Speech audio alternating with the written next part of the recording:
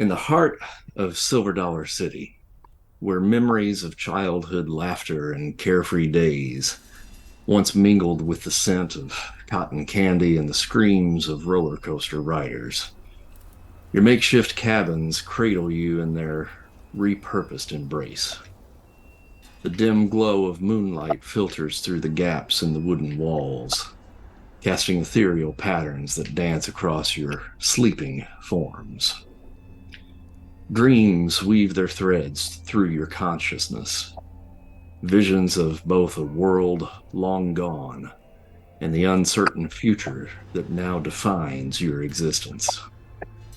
But then, like a stone tossed into a tranquil pond, a jolt reverberates through the very foundation of your shelter, shattering the tranquility of the night.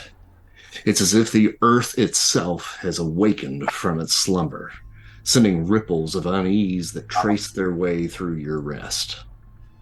Blinking groggily, you find yourselves tangled in your blankets and sheets, surrounded by the hushed stirrings of fellow survivors, perhaps gathering outside of your hovels.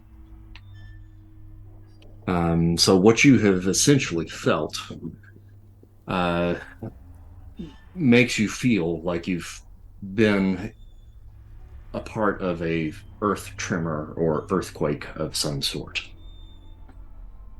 What do you do? So where are we in? Like we're in like little shelters in Silver Dollar City. Yeah, pretty much the whole park of Silver Dollar City has now been converted to living quarters and areas for socialization and eating, and there's gardens and stuff that have been set up here and there. So, I mean, it is a fully fortified sanctuary for the survivors of about 150 folks that live in this area. All right. Given that, Papa will jolt awake and of course is disturbed by what he's felt, but also just knowing kind of like what's already in place and where we're at. He's going to creak. His back probably creaks as he's getting up, but he's reaching for the cane. He's reaching for cane and he picks it up and he kind of just shuffles. He's not really using it to walk. He's just kind of holding it, but he's kind of heading over to the nearest window or door that he can peek out of. Okay. And you do see members of the community now kind of sort of doing the same thing. You see doors opening here and there, people kind of peeking out, looking out. Few of them are starting to make their way out into the pathways of the theme park. Is this day or night? Nighttime, yeah. Nighttime. Hmm. Probably about 1:30, 2 o'clock in the morning. Asher's gonna jump up and climb out the window. And I don't know if what I'm in is very tall. If not, then wherever is a near building that's tall, I want to climb it real quick and scale up there and look around, see what's going on. I want to get the high ground. Um, Pretty much once you get out and start looking around, you start to see a few scattered people kind of peeking out and coming out onto the pathways as well. And looking out along the horizon, the whole area around Silver Dollar City is surrounded by tall trees. So it's difficult to see up and over that. There is a lookout about maybe a mile and a half down the road that you guys sometimes use to really get a good look around the area and especially into Branson itself. But that is pretty much unreachable at this point, without, taking a good amount of time to get down there. But looking at the trees, you can see basically just the breeze blowing through the trees, and nothing necessarily seems to be particularly out of order. But you do hear kind of a booming sound, muffled, that cascades through the air. And it kind of collides with the walls of the shelter. So you actually kind of feel it when it happens. It's not like an explosion, but it was loud enough that there was a big crack. When that happens, you see some of the folks that are on the pathways down there kind of duck and cover just a little bit and kind of look around a little bit. It's surprising, but not necessarily frightening or shocking. But it was just a loud boom, crack. Rakalaka. I'm just lying in bed listening.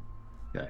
And you start to Smoky. hear Okay. the murmurs and whispers outside. When you hear that boom, you hear a few people let out little shocks of screams and so forth. Is there But like Mhm. pools of water vibrating like in steps of Jurassic Park? No, not really. It was just that single boom. Is it quiet after? Is it pretty? Yeah, it kind of settles down immediately silent? thereafter. When the boom hit, you did well. I'm going to backtrack that for just a second because Asher, as you're looking out, you and the boom hit, you would have expected a bunch of birds probably to fly off. There were no birds that flew off at that sound. Didn't react at all, huh? Did it sound like it was from all around us, from a certain direction? Probably directional. And if you had to guess from your location, it was probably northeast of your location. And what's my knowledge of the region tell me it's northeast from here? Well, further northeast, there's like a big golf course that's pretty far up, maybe about 6 miles up. And directly north of where you guys are, there are some old, like little shopping areas up there, but I mean, it's pretty sparse. It's like just one little strip of a couple of different shops up north of you guys. So that's what you're aware of up in that particular area. Smoky. Is this something that is known? Like, has that happened before? Is this something like a regular occurrence, or is this something that people would attach it to? Like they know, oh, we know what that is, or we know what something sounds like that. No, definitely not. Smokey's just gonna go out towards the window. As he does, he's gonna hum along and kind of sing a bit of a low tune to himself as he's kind of just walking his way up. As he's doing it, he's rolling a cigarette in his pocket. Okay. And are you going outside or just going to the window? Just going to the window. Okay. All right. And you see the same thing. Community members are starting to kind of wearily gather in little groups outside, and you can kind of hear the whispers, trying to figure out exactly what that was, what's going on. And I hear Smokey humming from where our place is close enough together that I could hear him humming. It can be if you want it to be. It's up to you. Mm-hmm. Yeah, you can make a perception check. It's a common occurrence for him to be doing that. Exactly. He's kind That's of what I figured. almost always doing that as he's doing something, like even if he's doing laundry. And the shirt goes here, and the button goes here. I would hear it. That's what he does. So yeah, you do hear your neighbor humming I'll lightly to himself. I'll start humming along with him, possibly singing the words to the song that he is humming. Okay. Do I hear the song? Probably from where you are, probably not. Being up on the roof somewhere. I was hoping to break out a musical opening. That would be Well, what the hell? Roll a perception check. See if you can hear it. Oh my. Okay, sure. I'll roll a perception check. Let's see here and make sure I remember how. Is this the musical game? I didn't realize. I didn't know. Did you hear it? Did you hear it? I heard it. It's a musical episode of. Oh, it's a 12. I don't know. That's gonna be good enough or not. Yeah. Probably a little bit too far away. Yeah. Oh well. Gosh. Amongst all the community members that are out and about, do I happen to see Sarge? Is he anywhere around? Sarge has not made his. Well, No, I take that back because where you are probably located, there is actually a quasi like mansion on the property here that was, I mean, it was like a site where people would come and visit, and it was called Grandpa's house. Oh, oh, And just by default, you have probably claimed that house for yourself because of the name.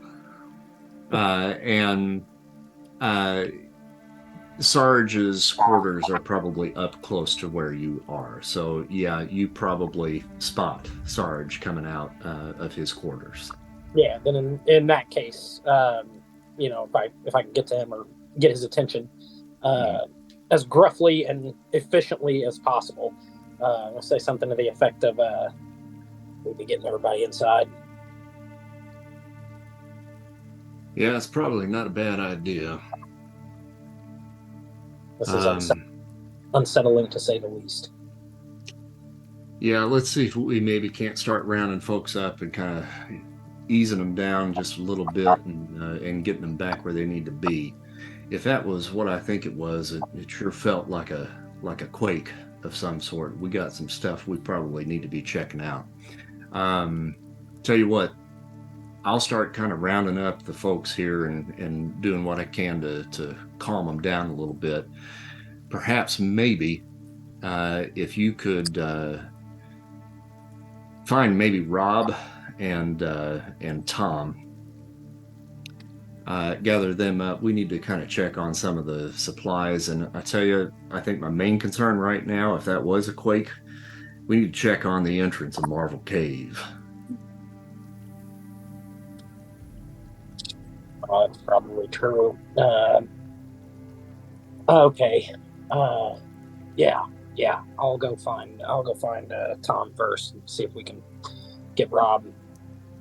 Head out to the cave first, you think? That's got to be the first priority. I think you know what's inside there, and we sure don't want it getting out. Let's go.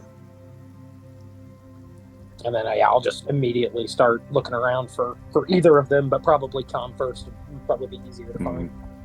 You come across both Tom and Rob already kind of checking some stuff out. They are near the propane tanks and just kind of checking on those, making sure there's no leaks and so forth, and just kind of checking around that area as you approach. And as I approach, I'm asking right off the bat, "We good?" Yeah, so far so good here. I don't know what that boom was. It might have been some sort of aftershock, but we probably need to check everything out. I can grab the truck. We can load up ourselves, 2 or 3 others for safety. We can head out there immediately if we need to. All right. Well, I don't think we probably need the truck for that. Most everything is all enclosed here that we need to be worried about. But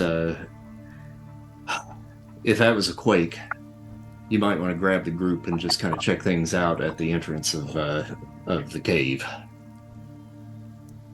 All right. Well, while you're checking everything out, you see stragglers, people wandering around. Tell them to get inside. Sergeant's orders. You hear me? Yep, you got it. We'll meet up with you guys down there after we get everything checked out. Good. And then Papa's off to go gather up the other well-knowns. All right. So are you gathering the rest of the team, you think, here?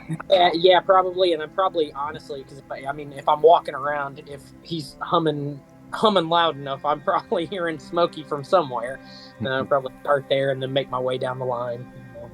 Try to gather up. I am in a little shack, leftover like storage shack, kind of out past the main park, but still within the borders. Mhm. And so I don't live in the city. But I think I jolted awake and I grabbed my dagger, which I keep near me. But I have in tune with Mother Nature, and I get an advantage on perception checks. So can I take a perception check just to see if I can see if it was natural or if it was a creature or anything else Yep. going on? Mhm. So And I let's just see here. roll advantage on perception check, right? That's the way I read it. So you're in tune with Mother Nature and can detect the slightest disturbance in the environment. You have advantage on wisdom perception checks and a +2 on passive perception against stealth abilities. So yeah, make a wisdom perception check. And that's just perception, or is that under wisdom? How do I do that? It would be you'll click on perception. On perception. Okay, that's what I Mhm. do. Ooh, 22. Okay. So without question, you know that was an earthquake. Okay. Yeah. But that's all I sense. I don't sense creatures or the animals are not disturbed in the woods or anything. I think because you were so in tune with what happened, you probably woke up as the tremor was starting. You probably felt it coming before all of these guys woke up. Okay. And just as you were coming out of whatever dream it was that you were having at that moment, you were awakened really by the birds that were flying away before the tremor actually hit, because that's typically what will happen. If an earthquake hits, usually the birds feel it first and then they go. So Okay, you I have a heard, question though, yeah, because you told Asher, you told Marks that there were no birds. correct, but that was after the tremor, So that so it happened. He didn't see it. he didn't see it. All right, I'm just making sure I clarify in my brain what's happening. Yeah. Okay. So I don't feel anything else. I just know it was an earthquake. Right. That sounds bad anyway, I'm sure. Okay, I'm gonna make my way into town, I guess. Okay. Town. So, Papaw, you're gathering everybody up. Is that right? Yeah, we'll kind of meet. I mean, dead center. I'm just knocking on doors. Hey, come on, let's go, and getting the ones that we need to figure out what we need to do next together. Let's just get everybody out here together now, and then go from there. When you knock on my door, you hear threat or reconnaissance. Not sure yet. Could be both. Let's go. Yes, sir. And as everybody's kind of gathered out, before we move anything, I say, okay, first of all, I know nobody likes doing this, but we're going to need to establish at least one link with one of you in case we need to split up. Who's comfortable with getting on the psychic link? And Papaw's got the ability to establish an internal psychic link much the same way I'm blanking on the word. Telepathy, that's the one. That can communicate, but it has to be pre-established beforehand. So now, I do believe because of the rank that you are, I think you can set that up with the entire group. Oh, sweet. Yeah, I forgot you did. Okay, because we started up a little bit. Okay, so, and Papaw's willing enough at this point, because it's not an immediate threat, to, if there's anyone in the group that's typically not comfortable with that, to let them opt out. But, because I'm not the most comfortable feeling. But for Steve, it's best. Yep, so for members of the team that you have bonded with, which you bonded with everybody here, at level 2, which we're past that, you can set up a permanent telepathic link to keep in contact with your team while in a 2,000-foot radius. And it is permanent. There's no time limit on it. That was the one I couldn't remember. You just have to state when you're implementing the link and when it's severed. We're doing that now with everyone who's comfortable. Okay. You know, I'm always good. Howdy, Papaw. A lot of shaking going on around this morning. So I'm gonna tell Papaw that I felt an earthquake, but I didn't sense anything else. The animals were disturbed right before, but I don't know what. Scale of 1 to 10, how sure? All I know is that it was an earthquake. All right, good enough for me. As far as I know. That comforts me a little bit, but we need to go check out the cave. Now, okay, as far as where this cave is located, kind of in the city here, I have got sense undead of 240 feet, and that is probably going to be on alert as soon as I can get within that cave. So I'm going to be prepared to do that. But as long as we're all good to go, I think it's time. Let's go check this out. Make sure everything's okay. Rob and Tom have everything here. Let's go make sure everything's all right down at the cave. All right. And so you can see some of the community members that are, trying to comfort each other, and some of them trying to usher each other back into their personal abodes.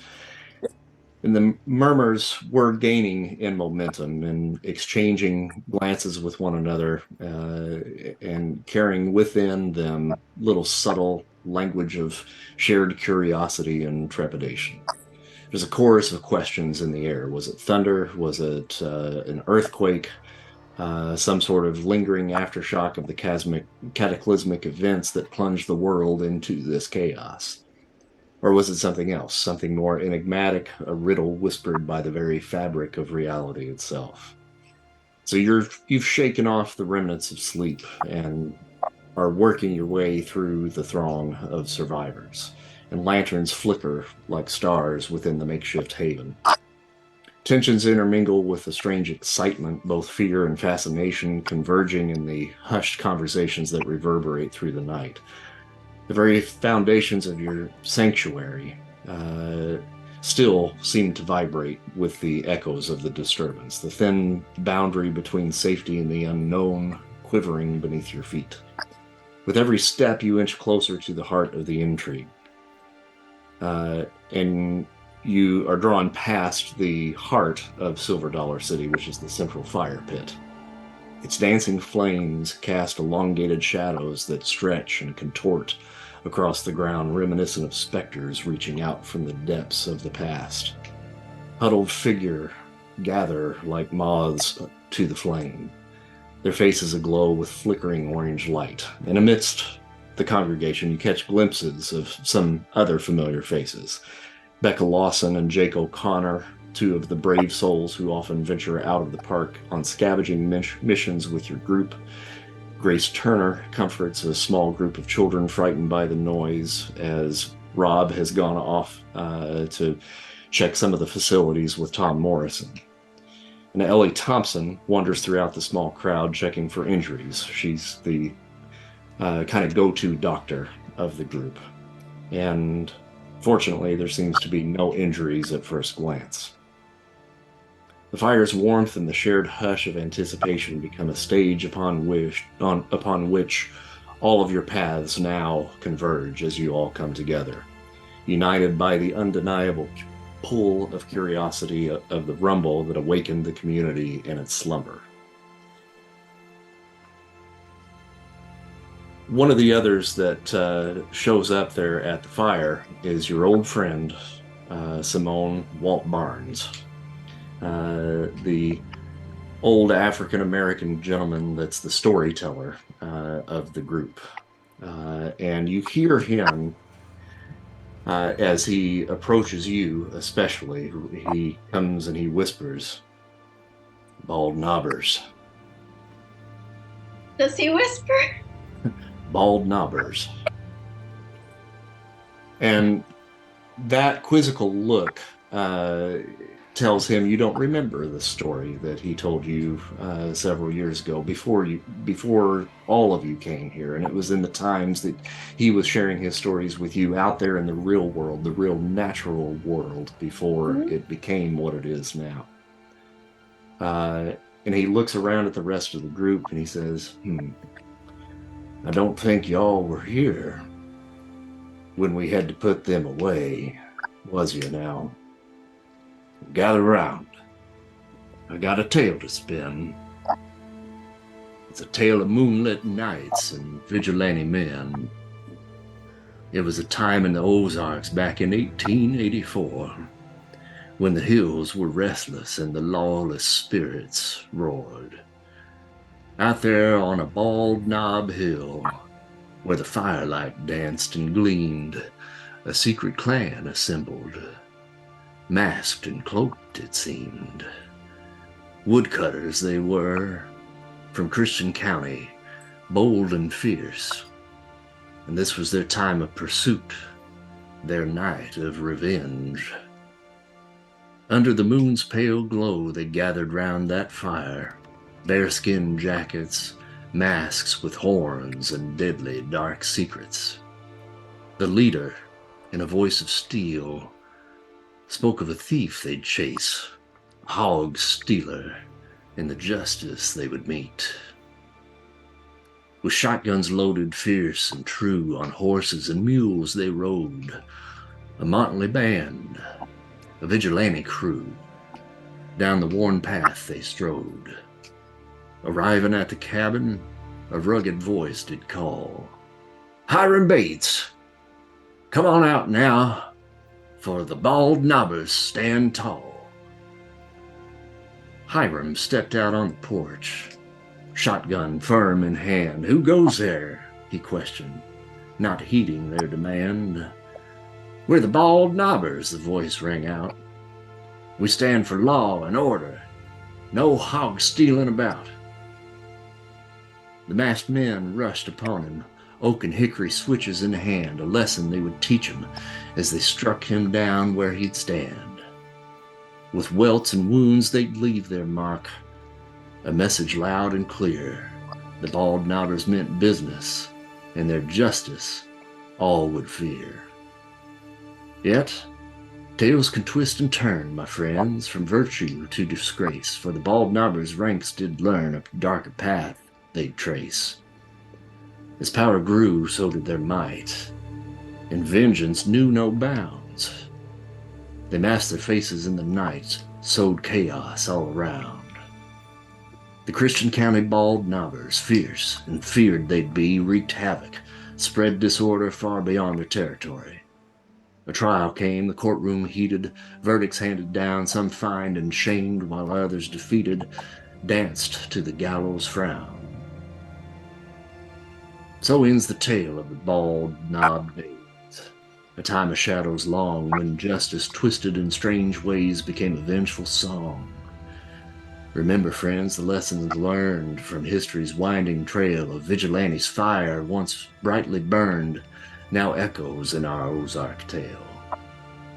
And so, the tumultuous chapter of the bald knobbers came to a dramatic close, leaving behind a legacy of both vigilantism and violence, of justice and lawlessness. The trials, the hangings, and the fading echoes of those rugged times left scars on the land and the people who called the Ozarks home. But the tale does not end there, for the legends of the bald knobbers took on a life of their own, weaving their way into the fabric of the region's folklore. As the years passed, a new layer of mystique enveloped their memory, intertwining reality with the supernatural. It is said that the spirits of the bald knobbers found their final resting place within the enigmatic depths of Marvel Cave. The very cave where they had sent countless souls to meet their doom now became their eternal prison. Some speak of eerie encounters deep within the cave's labyrinthine passages, whispers on the wind that hint of a presence not of this world. Could it be that the vigilantes' tormented souls remain trapped within the subterranean darkness, forever haunted by the deeds of their past? Others tell a different story, one of retribution and revenge from beyond the grave. The cave crawlers that now call Marvel Cave home, dwelling in the shadows and the hidden corners, are whispered to be the descendants of those very vigilantes of old. These creatures, twisted by time and circumstance, are believed to carry the legacy of their forebears' misdeeds. The stories tell of glowing white, blind eyes that pierce the darkness, of chilling cries that echo through the caverns, and of an otherworldly force that seeks to balance the scales of justice. Now, whether these cave dwellers are the avengers or the avenged, whether they bear the burden of the bald knobber's sins or seek to right the wrongs of a bygone era, remains a mystery shrouded in the mists of time. The Ozarks, with its rugged hills and hidden caves, holds its secrets close, leaving us to ponder the fate of those who once walked the line between hero and villain, between man and legend.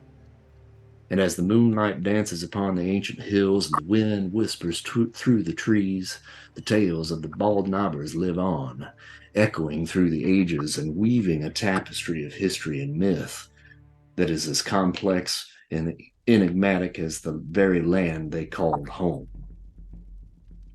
So this story that our old storyteller has brought back up reminds you of what happened before you all came here to Silver Dollar City.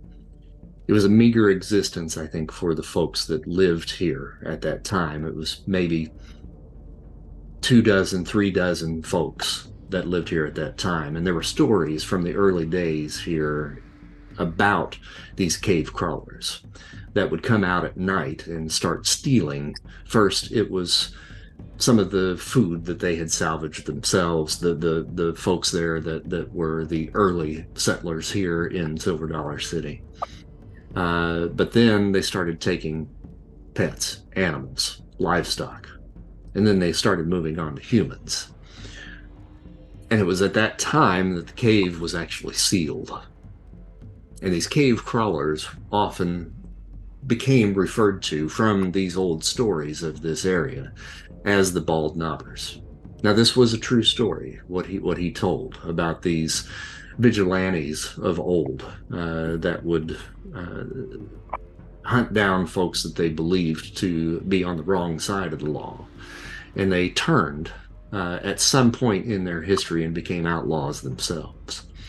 So what our storyteller was basically telling you was these myths have now somehow morphed into this dark reality that we now live in. And whether it's true or not, there is a danger within that cave, and a danger that they locked up some 3 years ago. Papaw, for one, has gotten most of his memory back from his, the memory he does have back. A lot of it has come from stories and reading books and obviously, talking with guys like this. So Papaw takes almost everything this dude says as almost prophetic in some sort of way. So he's kind of whipping around to the rest of the group like, all right, well, you heard the man. We know what we're dealing with, potentially. Anyone want to turn around now before we head out to the cave? Just go back to bed. I don't know. Are they big enough to cause an earthquake, though? That seems like... I don't know. No, I don't believe they caused the earthquake, but the earthquake could have opened the seal of the cave, and they might be among us soon. Yeah, that's my big concern too. Let's go in the cave. Well, I've been up a tree for the last 4 hours as I drew the short straw and had to take the early night watch this evening. So Okay. although I had my hand on the bell, nobody came to alert me that they needed everybody to take up arms. So I just waited there for a second sign of anything going wrong, and I don't think I could see anything. And when the crowd's people came out, and the next watch offered to take over, put up a semblance of normalcy to keep the townspeople calm, I joined the crowd. And so, Walt, I'm just catching up on everything here, but I think I take your meaning, and I think I understand that you're saying there could be some danger to us if we go out to the cave, some physical danger from actual people or what's left of them, the cave crawlers. There could also be some spiritual danger, some demonic remnants of the souls that have been left there. And then also that as a group that ourselves believe we are just and have a just cause, we should keep some caution in our actions as we head out. Is there anything I've missed? Well, those of us that were here in the very early days of this community know of what could be coming out of that cave. But now they've had some time to gestate within the confines of that cold darkness down there. And there's no telling what else might have arisen during that time period, or perhaps just how much more violent they have become. For all we know, they starved to death. That would be our hope. But if they're still down there, I can imagine they probably ain't going to be too friendly. So proceed with care, my dear. But you and your compatriots here have proven time and time again that you are made of firmer stuff than some of the rest of us. So just be on the lookout, watch your backs, and I'd advise taking a flashlight if that seal is broken. There's no telling what you might come up against. I'm gonna take a flashlight and extra batteries. All right. Can I use? Smoky. I'm looking now, but can I use my way of the flame as like a torch? Can I just have like a flame in my hand? Let's see Or do I here. need a torch or a lamp or something? I haven't looked that closely. I'm looking now, but I think that you could, yes. Okay. Mm-hmm. it Because it says- lasts for 1 doing hour weapons until the stuff. plan is basically deactivated. So if you light it, then it should stay lit for up to an hour. Okay. So Asher's ready to go in if you want. I forgot I have an animal bond. So if it's cool. Yeah, we So had it's- to figure that out, right? So if it's cool with you, I'm gonna have it because I'm pretty sure crows are in this region. I'm gonna have it be a crow, and I call her Suki. So I'm gonna telepathically ask her to like hang out around the opening of the cave and keep an eye on it and let me know if something comes out or comes in or anything like that. All right. Do you have like raven sight? Yeah, I can see through senses and So I thought- telepathically. Nice. I get Yeah, just with her. 30. There's one animal. See, I don't have stats for a raven in here, but I'll put that together for you so that we can have that for the next round. I tell her to avoid all fights because we don't have stats for her.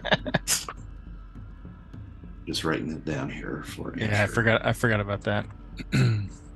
Okay, cool. We'll get that added in. Okay, so I guess you guys are heading towards the entrance of Marvel Cave. Is that right? Cane in hand. Yes. So the entrance to Marvel Cave is actually just inside the entrance to the park. And it goes down kind of a set of steps. I'm going to see if I can pull up a little map here for you. Oh my gosh, you got our first map. Oh, Ooh. first map. All right, there we go. Neat. So up around the north part of the map up here, this is the main entrance. And there's like a little tower off to, as you're looking at it, off to the right of the main entrance. And within that tower, down underneath, would be where the entrance to Marvel Cave would be. So I'll pull the group up there so you all don't have to move yourselves. I just move all of you and Hey, get you in that general direction there.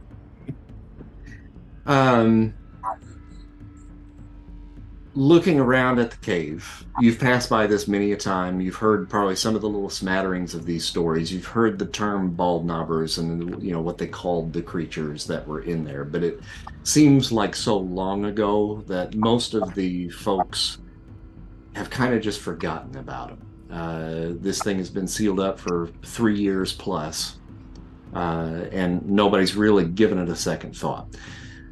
Some of the guys, like Tom and Rob, will come by and just check everything out every once in a while, every couple of weeks or so, just make sure everything's all in place. And maybe some of you guys have accompanied them, and they've told you a little bit of the stories of the bald knobbers when they were here and had to deal with them. the description of these things, basically what they have said, and nobody really got a great look at them because often they would just come out, grab what they wanted to grab, and then drag it off into the cave.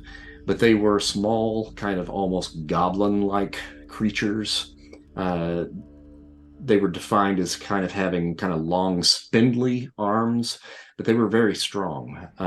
They could drag like a deer carcass, basically one-handed, and pull it into the cave. So they were stronger than they. Just like one of them, or like a whole, like a little one of them. Wow. Yeah. All right. Yeah, so they were certainly stronger than they looked. But they always would only come out at night. And the belief was because oftentimes they were described as having these kind of white glowing eyes. Everybody believed them to be blind. So that's really about the only description that you guys have. But taking a look at the entrance to Marble Cave, the whole community here it basically looks like an Old West town. For the most part. And so the entrance to this area basically kind of looks like an old gold mine is what they've basically dressed it up as years ago when they built this.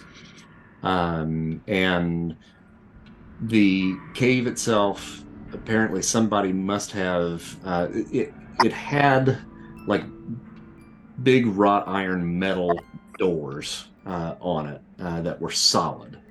And somebody, whether it was Tom or Rob or somebody else, had gotten out a welding torch and basically welded the whole thing shut. Every seam going around the whole thing was welded completely shut. I'm taking a look at it right now. Anybody that wants to can make a I would say probably intelligence mechanics or arts and crafts wisdom roll. Get a wisdom. I can make that roll. Okay. Question before I do that, because I have that Renaissance thinking that lets me change wisdom and intelligence around. Mm-hmm. I've got the proficiency in mechanics, but if I switch that, would it actually be a +6 there instead of a +3? And does it know to do that, or do I just make a wisdom roll instead? Okay, say that again. Sorry. My Renaissance thinking lets me switch my intelligence and wisdom. So do I just make a wisdom roll, or should I still stick with mechanics, but then add +3 to it because I've got the bonus from wisdom that I can throw in? You would want to, if you want to switch it out, that's no problem, but you'll need to kind of do that mechanically underneath the chat window. Okay. Roll a d20 and then add however many points that you need to add for that. So you've got 3 additional too. That's cool. Okay, I got it. Just checking. Thanks. Did that pull up? It did not. What happened? Oh, and I was telling me to. Oh, it's counting. Oh, I see. Okay, I see what I did. Do you know how to reset? Because I've clicked it. Now it's telling me I've got 2d20, but I want to go back to 1. I think you right-click it. Yeah, you right-click it to go down. Okay, there. All right, so 11. All right. Oh, it didn't add the either, so it'd actually be just proficiency in that, so it'd be 13. Okay, and then if you see on the bottom there, it's got like pluses and minuses. That gives you all of your bonuses. You can just click it up and down to get the bonus that you need to get. Oh, okay, sweet. Okay. All right.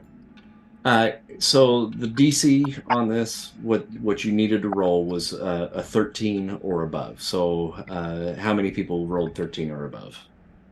13.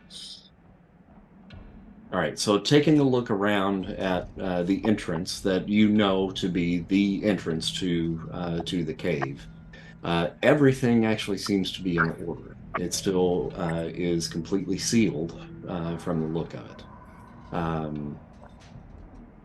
Can I put my ear and hand up against it, just listen and feel if there's any kind of vibration or anything? Yeah, you make a perception check. No, definitely not. What door? Door? What door?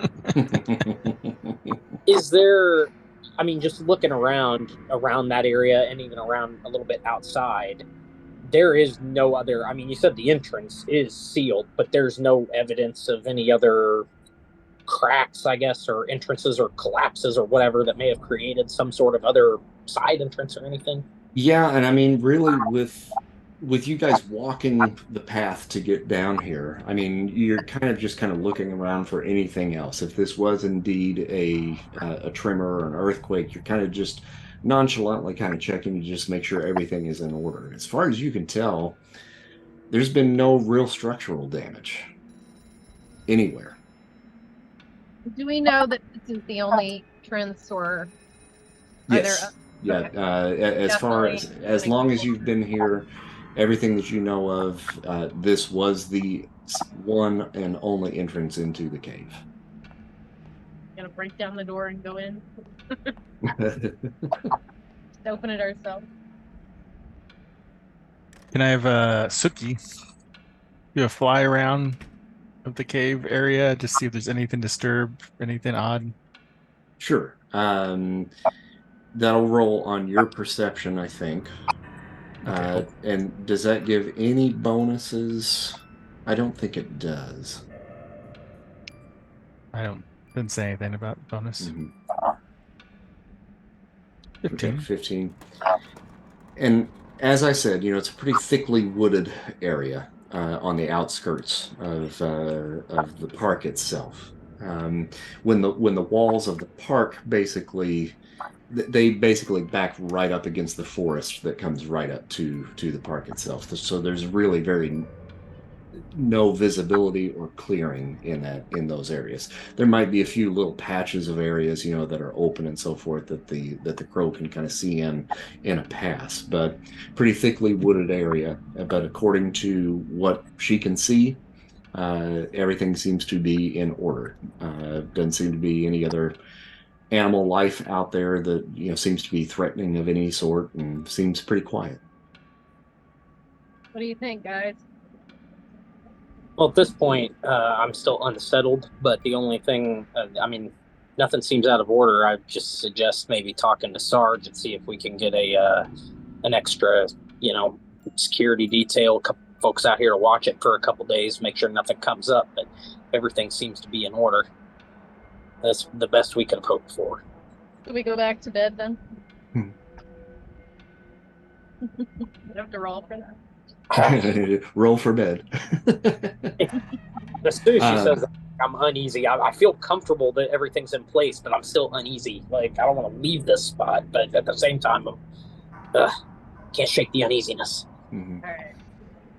And while you're trying to kind of brush that uneasiness off, you can spot coming down the path from back in the park. You see Tom and Rob approaching you guys, and they had said that they would probably meet you guys down there anyway. So Tom has his head down and just shaking it as the two of them are walking up towards you. He looks a little dejected. Well, I think we figured out what that big boom was. We got nothing back here. What's going on? Yeah, we got a problem at the trough. And the trough, for the record, is kind of the nickname that the community has given the storage tank for the community's water supply. If that was indeed what we thought it was, and a little tremor, it was enough to wake us up, but it was also enough to take off one of the supports of the water tank. We've lost the entire water supply.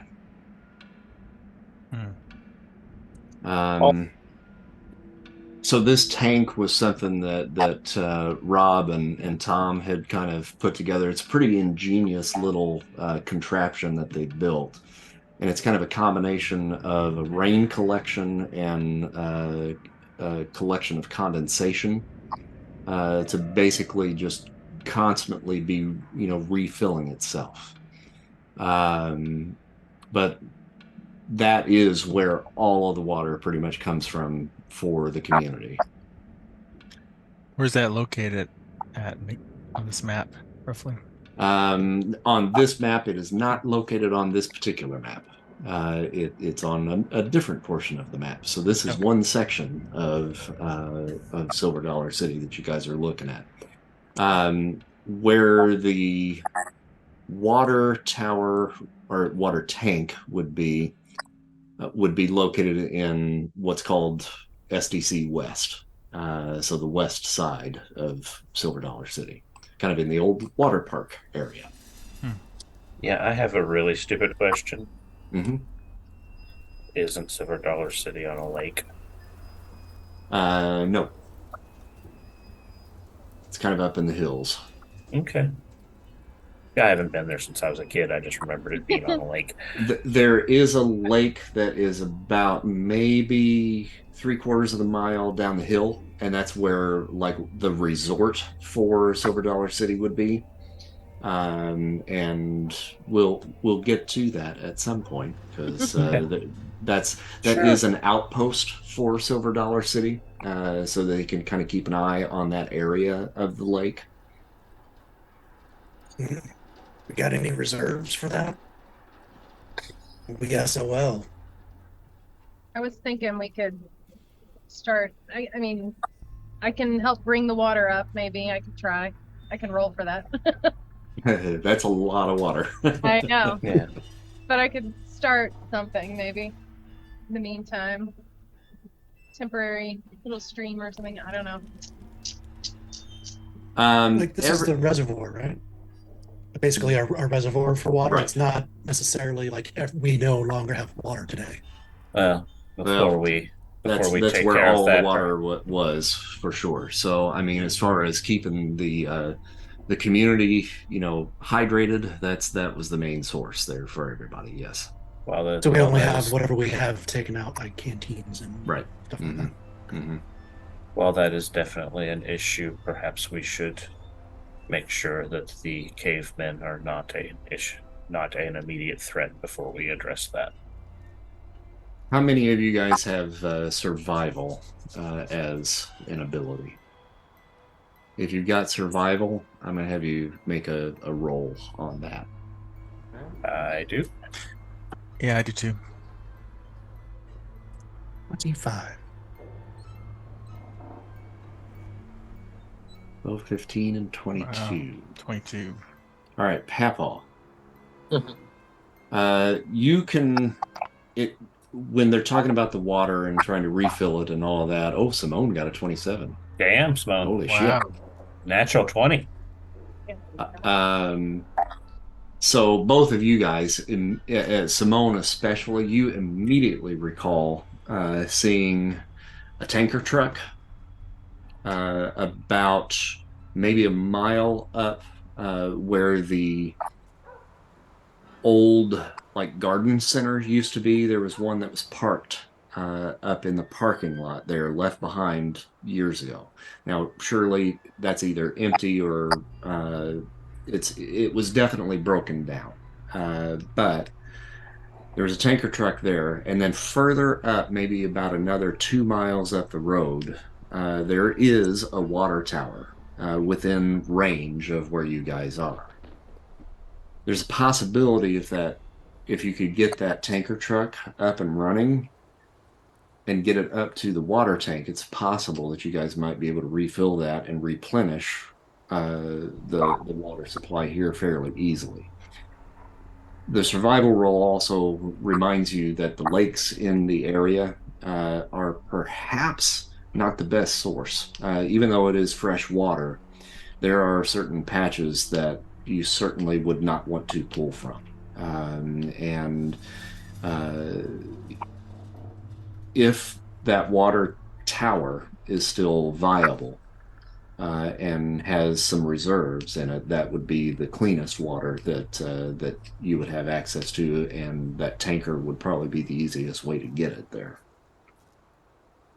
So on those rolls, then I look at Simone, and she's younger than me, so she beats me to it by like a split second. But at the same time, we're like tanker truck. We remembered, and we start. Jinx. We start processing that and talking, relaying kind of that idea, those memories, I think, to Tom and Rob and kind of the rest of the group.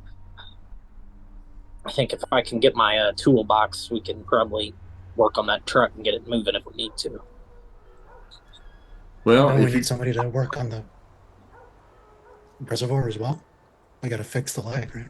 Now that's something that Tom and I can take care of. Rob speaks up. He said we can probably get that support fixed and maybe add some extras since we know we've got some issues of tremors in the area. We can fortify that a little bit. Maybe while you guys are trying to get the water tank refilled, we can be working on that. And as he's speaking, you guys spot Sam Jenkins kind of coming down to join the groups. And he says, "Hey, fellers, I suppose you all told him about the little flood we had." And Tom nods his head. "Well, we got bigger problems. My storage shed where all the food's been stored got washed into with that flood. Now, the good news is most all the food in there is just fine. I had all of that up on shelves and packaged up real good, and all the canned goods was fine. But the bad news is all my salt's gone. All my salt packets were laying out on pallets there close to the floor, and when that flood came on in through there, it just washed away all the salt. Now, that may not sound like that's too bad, but you got to understand it's the salt that keeps all of our meat fresh. And if I don't have that salt, any new meat that's brought in that I haven't already packed away, we're not going to be able to have a good supply of meat from the hunting expeditions. So we got us another problem on top of the water." Where can we get Where do we some just go salt? to get our salt? Is Yeah. there a truck of salt on the other side? Well, broken down truck of salt. As some of y'all know, I suppose you probably might recall, I used to work down at Rock Lane Resort at the grill down there. It's Rock Island Grill. Now, when I was working down there, we had a shed out by the pool house that we kept a lot of our non-perishables out there. Now, I had a whole truckload right before all of this shit hit the fan put off in that shed out there. So if it ain't been raided, which I imagine it probably hasn't because of where it's located, you could probably get a pallet or two out of there. Now, the bad news about that is Rock Island Grill, the Rock Lake Resort, is located down in what's now referred to as the fungal zone. And that's down in the area of Indian Point.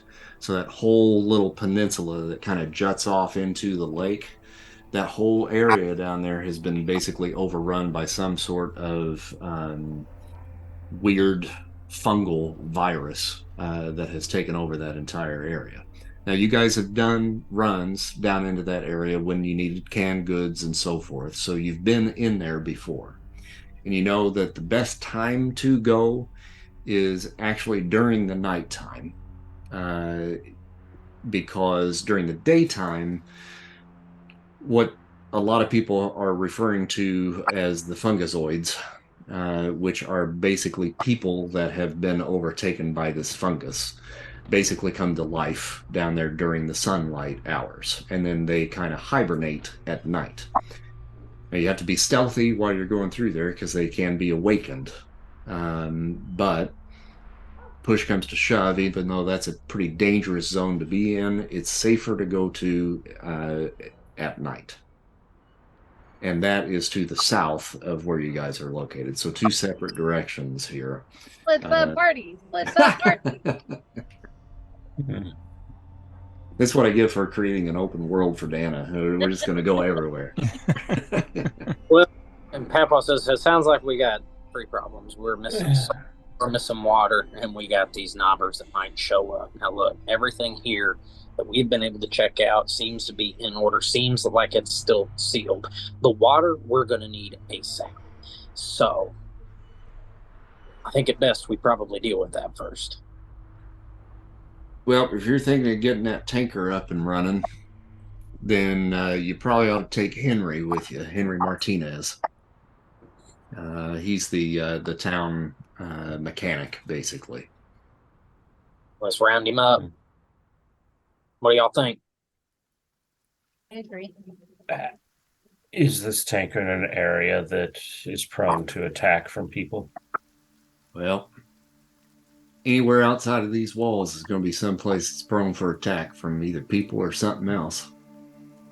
So, I mean, that's why if Henry's going out there, he's going to need someone to guard him while he's working on that tanker. My only worry is that the cave is not as sealed tight as we think it is.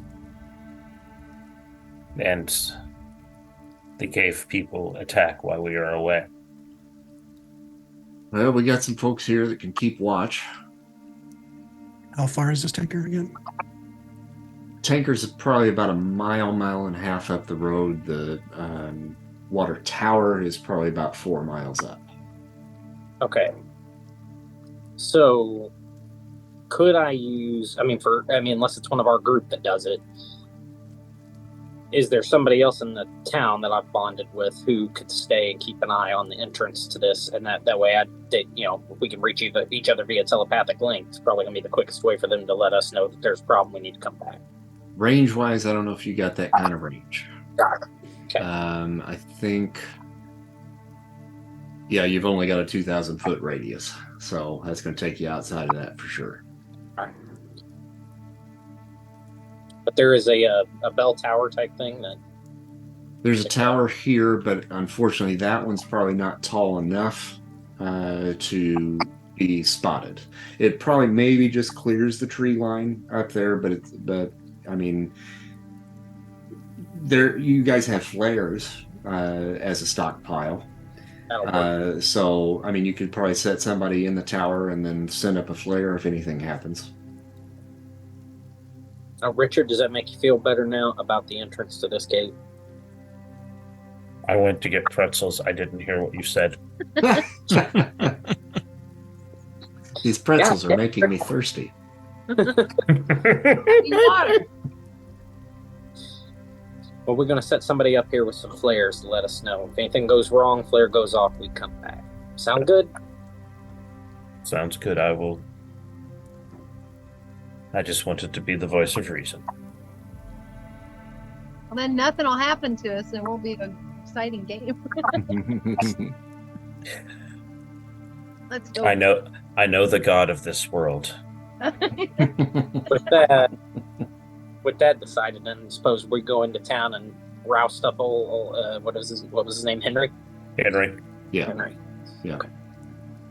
All right, so you can gather him up, and he agrees to go. He gathers some tools and says he's ready to go whenever you guys are. It'd probably be best, under the circumstances, maybe we wait until light of dawn to head up that way. We probably don't want to be getting out in the middle of the night.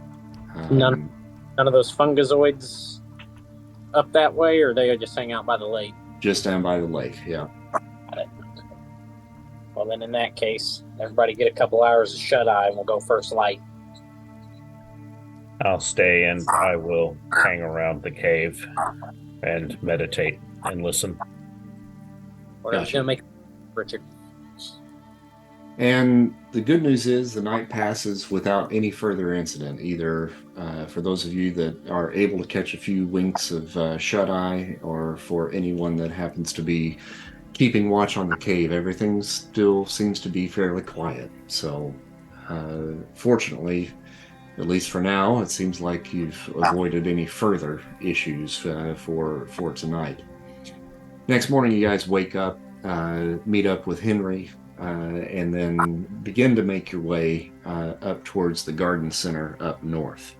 And I'll show you, I've got a map kind of the area itself. Let me see if I can pull that up here. Where is that? Ozark area map. I'll pull you guys to that first. There's a lot of stuff on here, so it may be a little difficult to make out, but you can see Silver Dollar City pretty much right in the center of the map. Just above where you see storage units and gardening supplies, that's where it would be that you're heading to get the tanker. And then up a little further, you'll spot the little green mark up here that says water tower. Got it. Oh, there's just witches up there. That's all. Just witches. That's it. Fortunately, I think the water tower is maybe just outside of that little area there. Right. I do love Branson West says in parentheses haunted. I love that. So your experience, Frick, Papaw, since you've got the truck. Yeah. You know that taking any motorized vehicle out into the wild out here is always taking a risk. Yeah. The sound of the engine, the sound of the truck going over gravel, over pavement, can be enough to kind of rustle things up. So when you do take the truck out, you always know it's best to kind of go at a slow clip. Usually about 15 miles an hour is about as fast as you're going to go. Now, with as close as the tanker is in this instance, it might be safer just to hoof it. It'd take you maybe about 15, 20 minutes maybe to get up to where the storage or the garden center would be.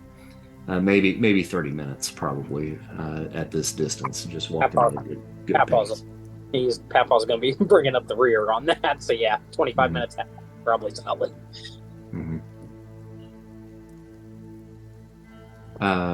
So what do you guys want to do? Do you want to chance driving, or do you want to just hoof it? Papaw's not even Papaw's truck, right? He's not even entertaining the idea.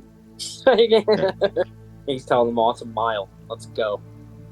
Okay. I'll entertain arguments, but No, we're going to have to drive the truck once we get it going. So is Exactly. driving another mile harder? Do we want two vehicles in case the tanker breaks down? more noise. If it breaks down, we fix it again. Okay. All right, so you guys are going to travel up there on foot. Everybody's going to need to make a stealth check. Oh, I lost it. Bad. We could have bikes. Oh, good. Good. Ooh, I love Eliza. Karma? Did that roll? No, it did not. There it is. Okay. Apparently Simone fell down at one point in time. Papaw's grumbling the whole way up. All right, so I'm going to ask each one of you what you got. So, Smokey, what'd you get? 18. Okay, Richard, 18. Asher, 17. Papaw, 9. Simone. No. 7. Sorry, 7. Lucky 7. Lucky 7. And I think I saw Eliza's. You You're 25. yeah, you gotta. You 20. guys shut up back there. Nat 20. All right, Yeah. so this is when we do this where everybody rolls on the same thing at the same time. This is basically what's considered to be a group roll, and basically majority rules on this. So you are all essentially kind of helping each other. And when somebody stumbles or potentially might be making a noise, those of you that succeeded are able to catch them before they step on that twig or what have you, to cause, them to, or the group essentially, to be noticed.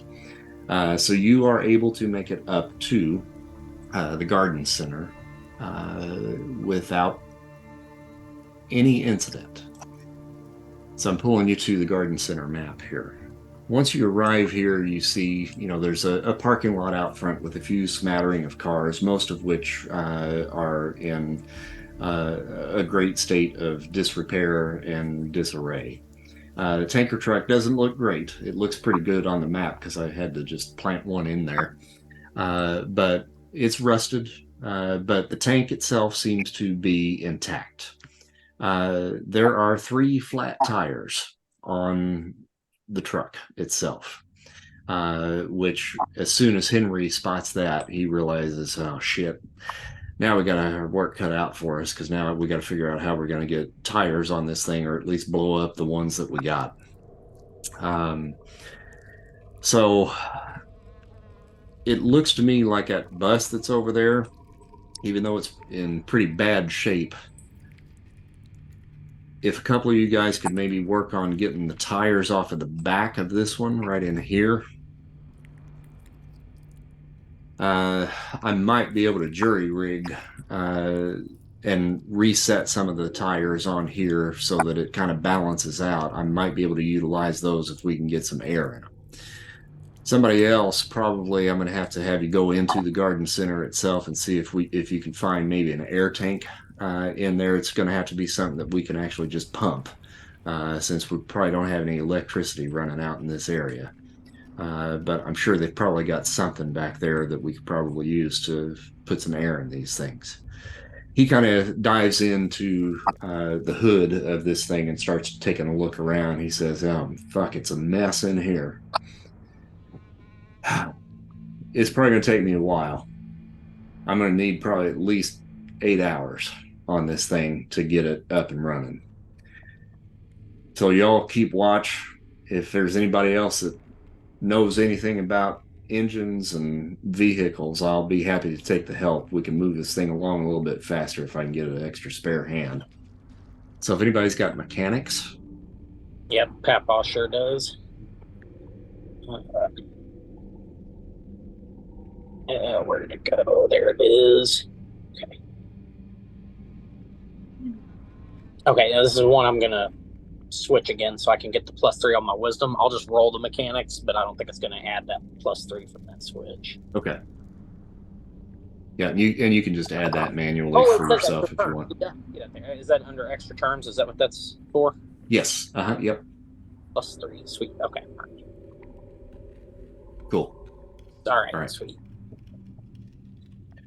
All right. So difficulty level on this is 13. Yeah. So you kind of get in there, kind of fumble around. This is maybe a little bit beyond what you've done before, working on a big tanker truck like this, but you're starting to kind of figure it out. For every hour, I'm going to have you roll. Okay. Those of you that are going to try to salvage the tires, I would need you all to probably, let's see here what I'm going to roll. Either mechanics or vehicles, probably, for that roll. Well, I'm pretty good at vehicles. Could try that. I'm just gonna do the garden. This dog's begging to go out. I'll be right back. Yep, you're cool. He's just gonna be watch because I can do whatever you want me to do. Stand on one leg and bark. I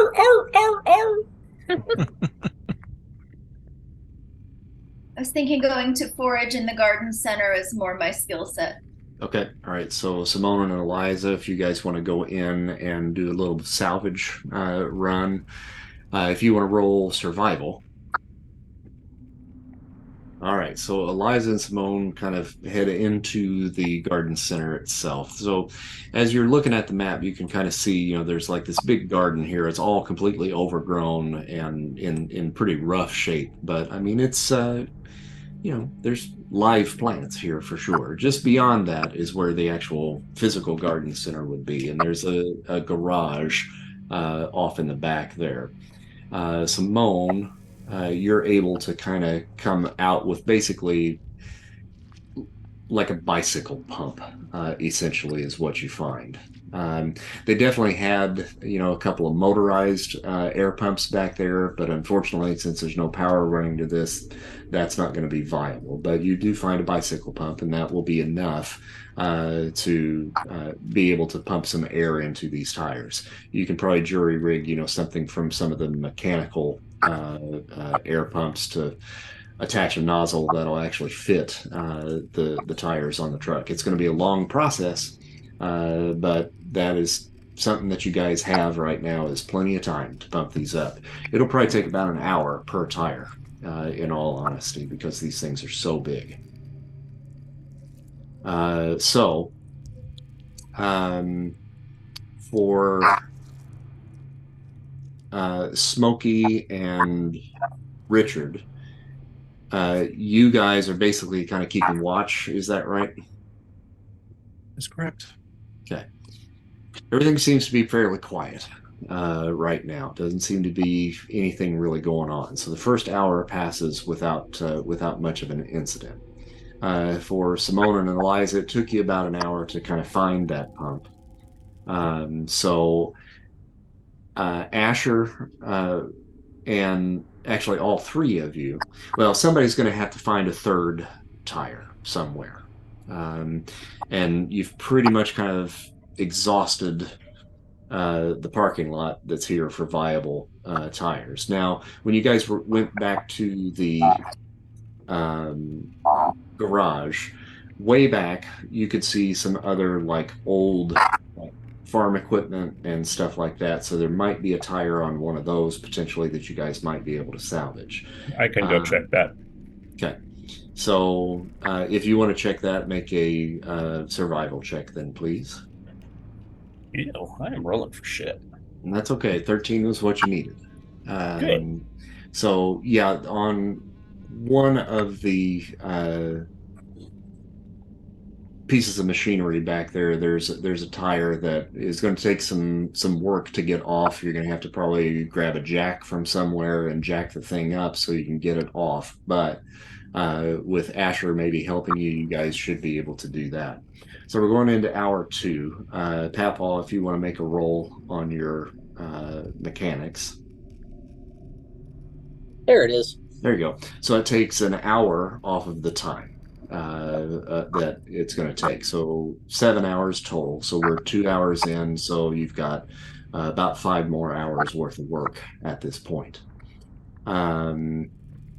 For Asher and Richard, if you guys want to make a vehicles or mechanics roll to get that tire off. Ooh, there you go. All right. Okay. You get the tire off, no problem. Smokey, if you want to make a perception check. 23. Okay. And second hour kind of passes without incident. At this point, you all probably would want to be working on, and maybe while Richard and Asher were off getting the tire, maybe the girls might be filling up one of the tires together. We'll go into hour 3, and Papaw, if you want to make another roll for us.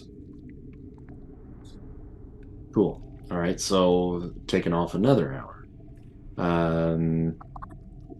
And then Asher, if you want to make a roll on vehicles once again.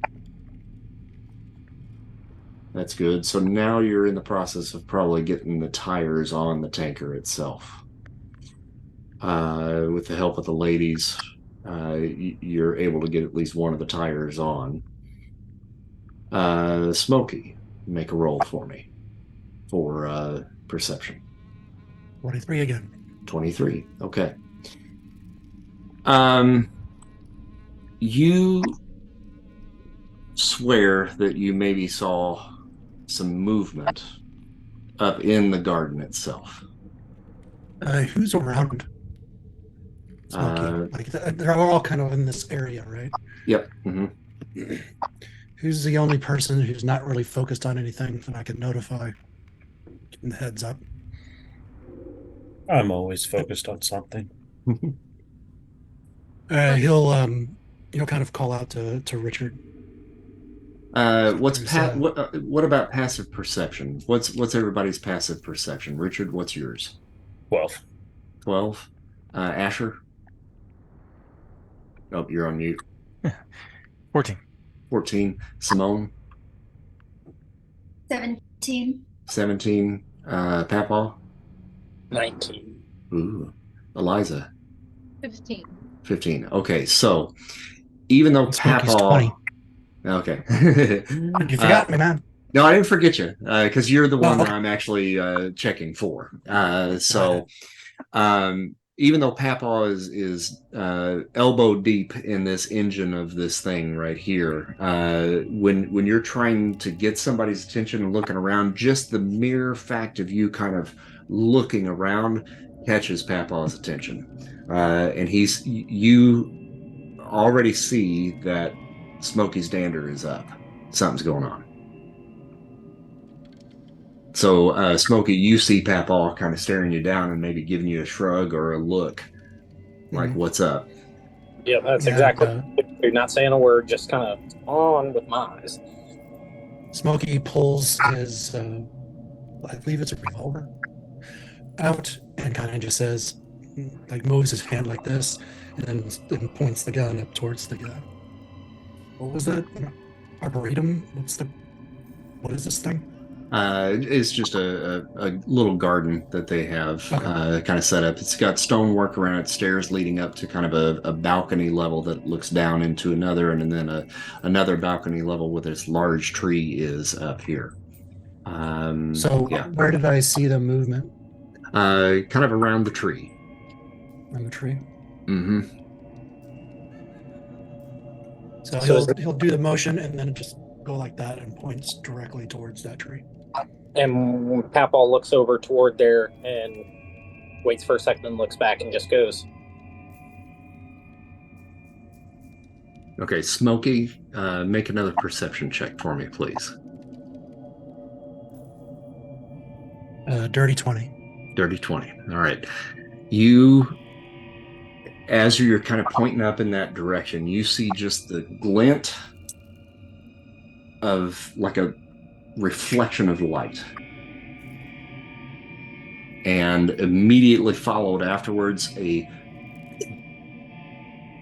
and something whizzing in your direction. You know. Whizzing in my direction. I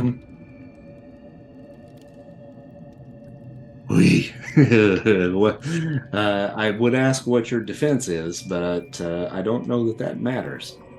Now, since you saw the glint, I'm going to give you a chance to dive for cover. Yay. All right. So I think you just declare that you are diving for cover, because we kind of dealt with this once already.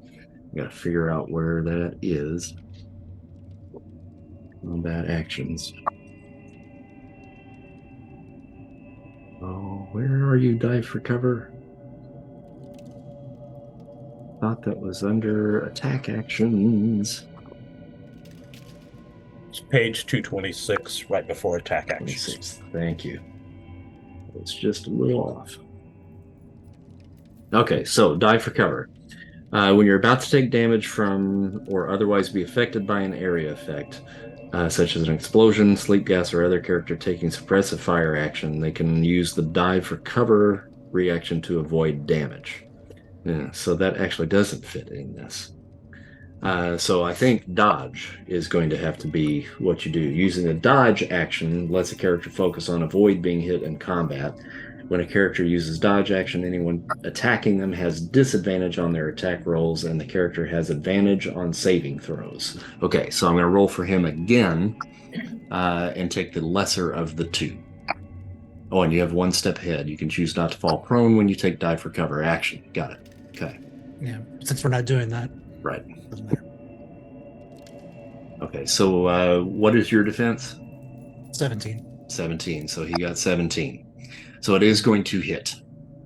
I mean, you can, if you're taking that is your action, so you're still going to take the damage. So Here it comes. First damage of the game. 14. Ooh. Yay.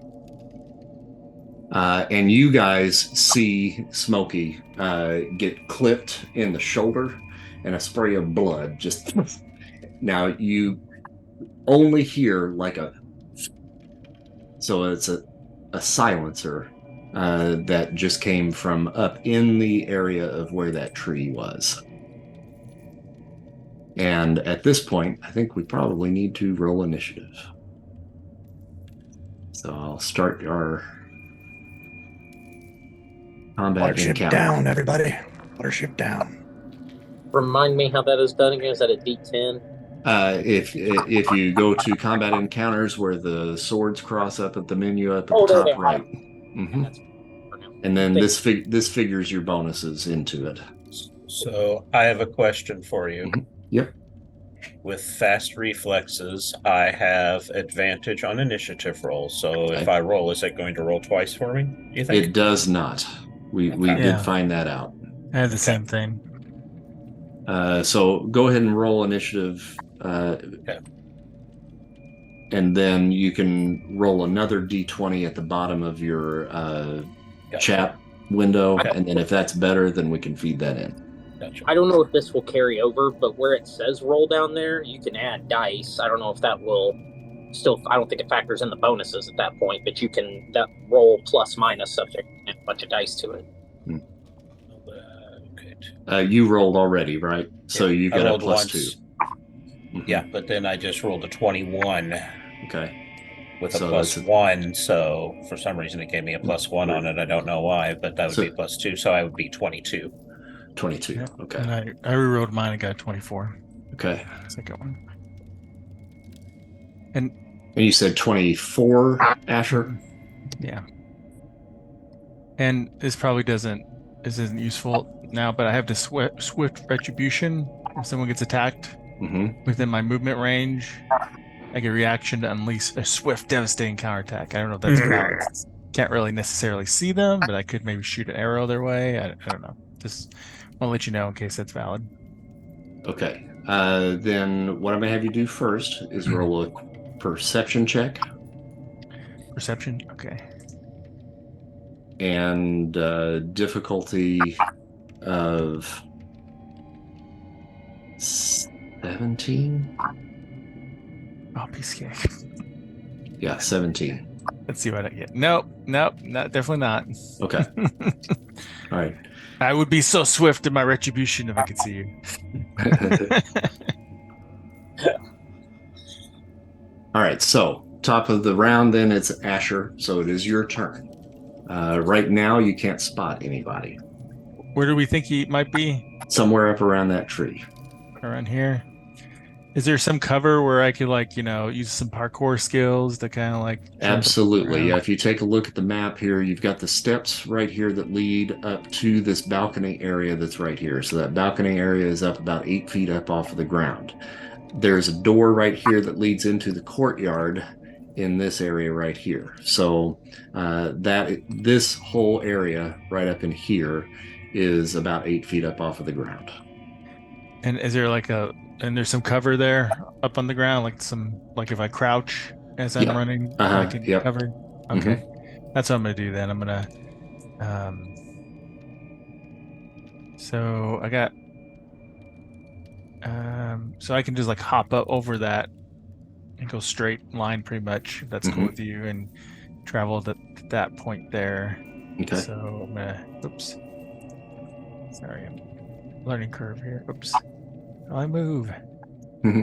Select open. That would help. Right there. So and I can actually. I'm sorry. I get a bonus to dash, so I guess I can double that, right? If I just move. Yes. So let me calculate that real fast then. So that was half my movement, and I'm gonna stay up here and go the other 40 feet, which is yay much. Right there. All right. So that's going to put you in 3/4 cover right there, because you basically got kind of a wall that you can kind of duck down. As long as you stay low, then you can be in 3/4 cover. All right, cool. That's me. Okay. Richard. I see what he did, and I will raise him. Normal movement is how many in this game? I forget already. 30. 30, okay. And each block is 6? Each is 5. 5, gotcha, okay. So 1, 2, 3, 4, 5, 6. And then as my bonus action, I will use dash. And move again so that, and I can jump up the wall too, right? Mm-hmm. Yeah, and get right there. Okay. All right. Now we go to someone else. Gorgeous Holden. Papaw.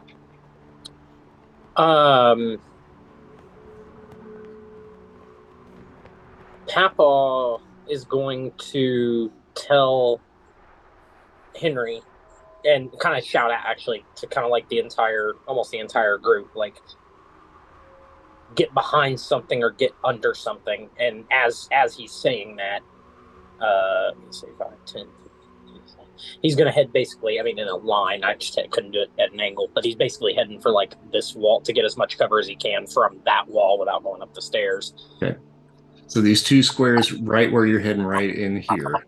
Yeah. That's an opening going into the courtyard. So if you stood in this square or this square, that would put you in full cover. Got it. That's where we're headed. And I've shouted out to everyone else to do the same things. We saw what just happened to our buddy. Okay. Smokey.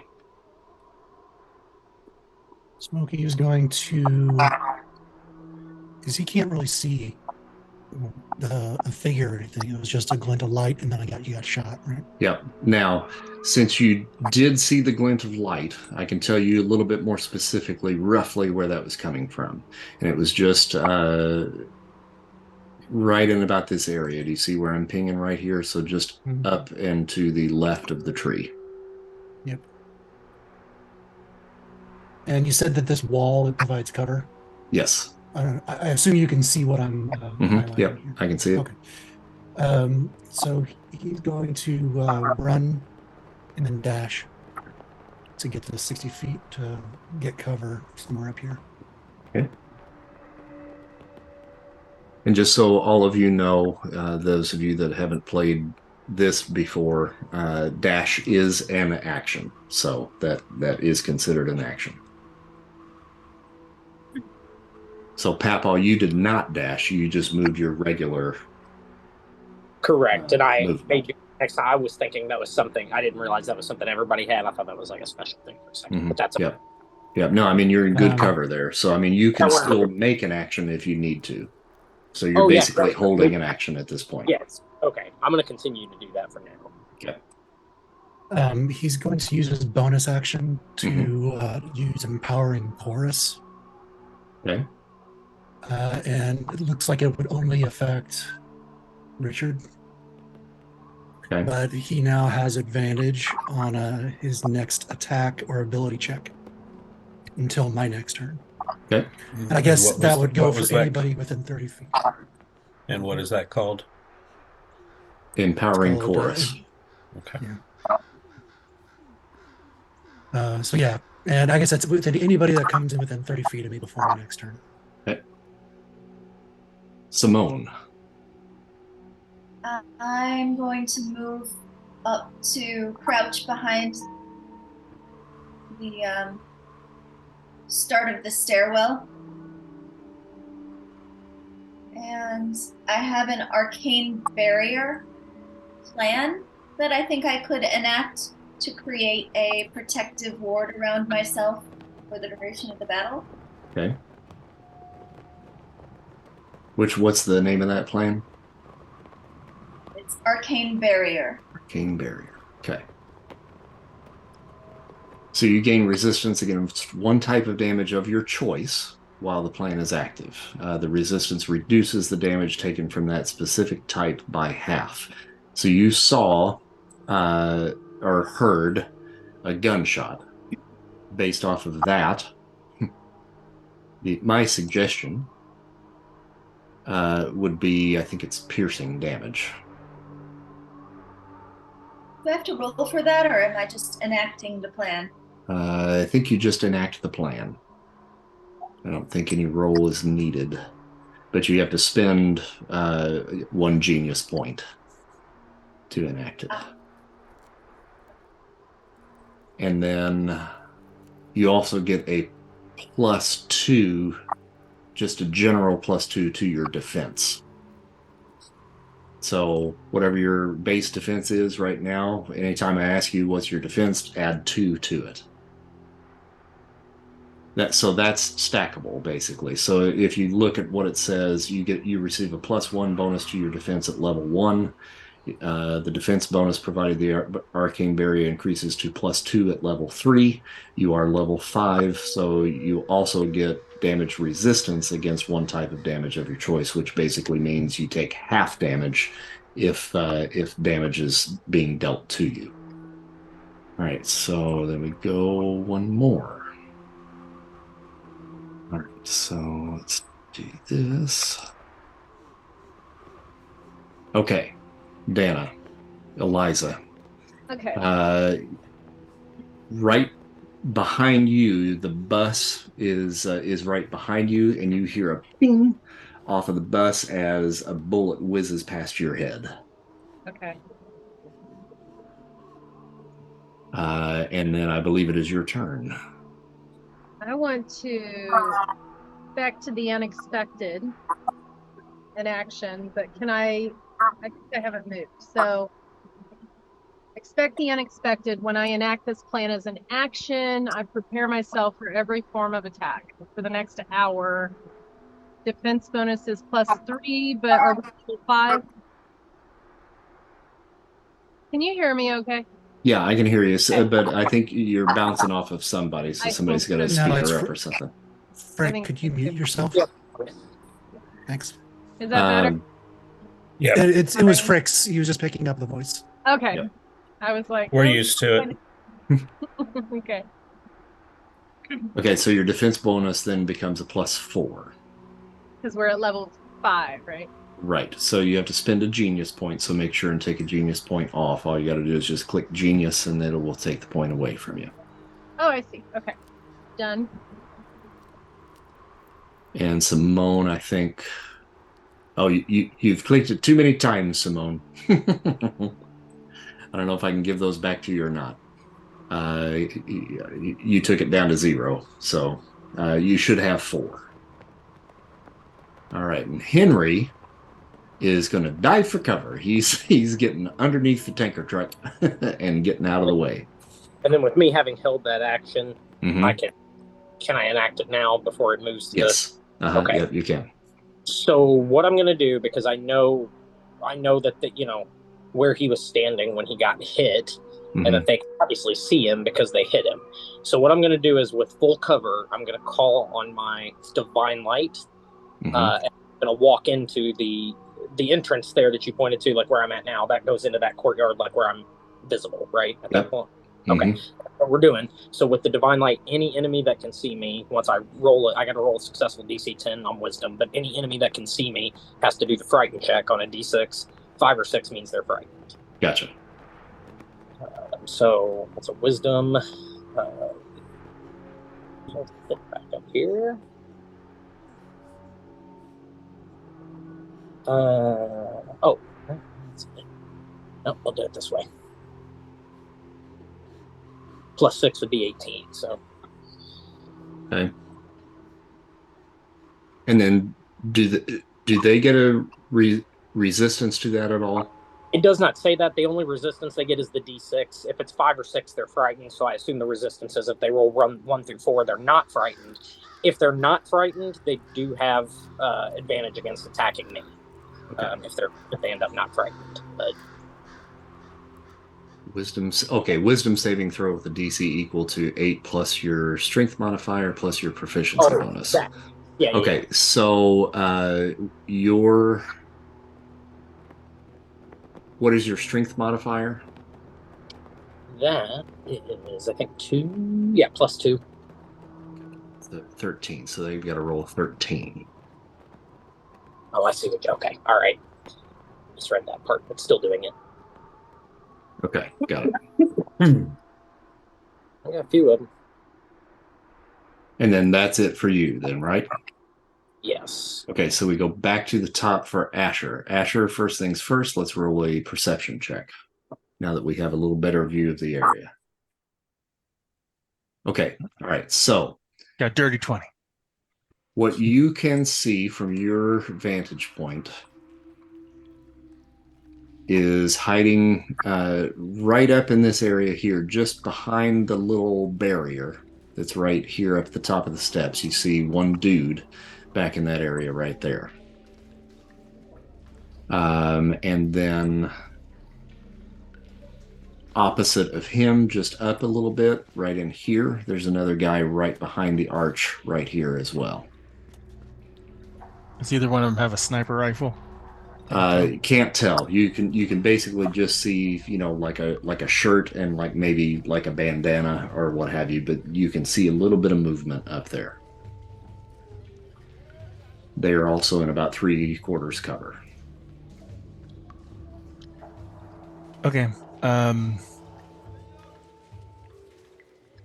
If I is it gonna make any difference tactical wise if I move down just a little bit with my bonus action and then pop off 2 attacks? Or do I need... Nope, I don't think so. I'm gonna do that just so I get a little bit spaced out a bit. Whoops. Over here with some cover, and I'm gonna fire off 2 rounds at my bow at the gangster is closest to me. Okay. Now, I will say in the direction that you have moved, the one that's opposite of him, you'll have a little bit better shot at. So he'll be in half cover rather than 3/4. Oh, okay. Whichever one I got best shot at then. Yeah, better view here. Yeah. Okay. I'm gonna try to shoot him. Pop off a couple arrows his way. Let's see where my inventory is. Oh. First one's a 19. You can go ahead and roll damage, or did I hit? Oh yeah, you definitely hit. Okay. You go ahead and roll damage then, or yeah. now, or okay. This is 15. Okay, so 15. Yeah, wow. And then I'm gonna try again. Oh, a critical. Oh. So it's double damage. Yeah, I'll select the critical for damage then. Oh, 15. And both arrows, correct? Yep, so 30 total. Okay. You hit him in the shoulder with the first one, and what that does is it kind of causes him to go back, and then right through the eyeball with the second one, and he drops. Yeah. One down. Richard, make a perception check. Yes, I would love to do that, and hopefully I get it. You have advantage on this. The question is, I guess, is it their choice? Still just a 12. It's their choice, but I don't know who would turn that down. Actually, well, it says on their next attack roll or ability check. Okay. So I guess they don't have a choice. That's fine. I still only got a 12. That's okay, because with what just happened to this guy's buddy, it caused him to kind of move a little bit more, so it lowered the DC to 10 on him. Okay. So you can spot the guy that's right here now. Gotcha. Okay. Well, what I'll do is I will jump down. And actually, one more. I'm going to do one more here for you. Oh, okay. In the trees, right over here, you spot another one. In a tree or on the ground? On the ground. On the ground. Okay. In the foliage. Do I see him holding a gun? Can I tell that? Yeah, he is holding a pistol. Okay, gotcha. All right, I am going to rush him using my soaring crane technique, meaning I get twice the movement, and he cannot make an opportunity attack on me. Okay. Boop. And then, as my attack movement, I will whack him with my crane, with my stick, using lightning. Let's see, what does that do? And basically, so with my advanced combat training, I get to make 2 attacks on him. Okay. So, and with my, let's see, is that a bonus action? No. So with the chi, that should automatically come on. Automatically, that's there. I didn't realize he was going to be so fun to play. Alrighty, so first attack.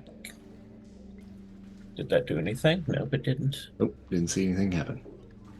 So how do Oh, sorry. Okay, so this is your first time doing that on here. So Yeah. you're using your quarterstaff, correct? Quarterstaff, yeah.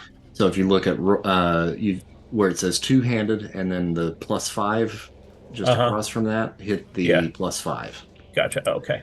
Use that then. Oh, gotcha. Alrighty. So that would just be normal. But I get to do it twice. That is a critical hit, sir. Yes, it is. So now roll your damage for the first one, and that's right next to that, your 1d8 plus 2. And hit critical. All right, so 12 on that. Mm-hmm.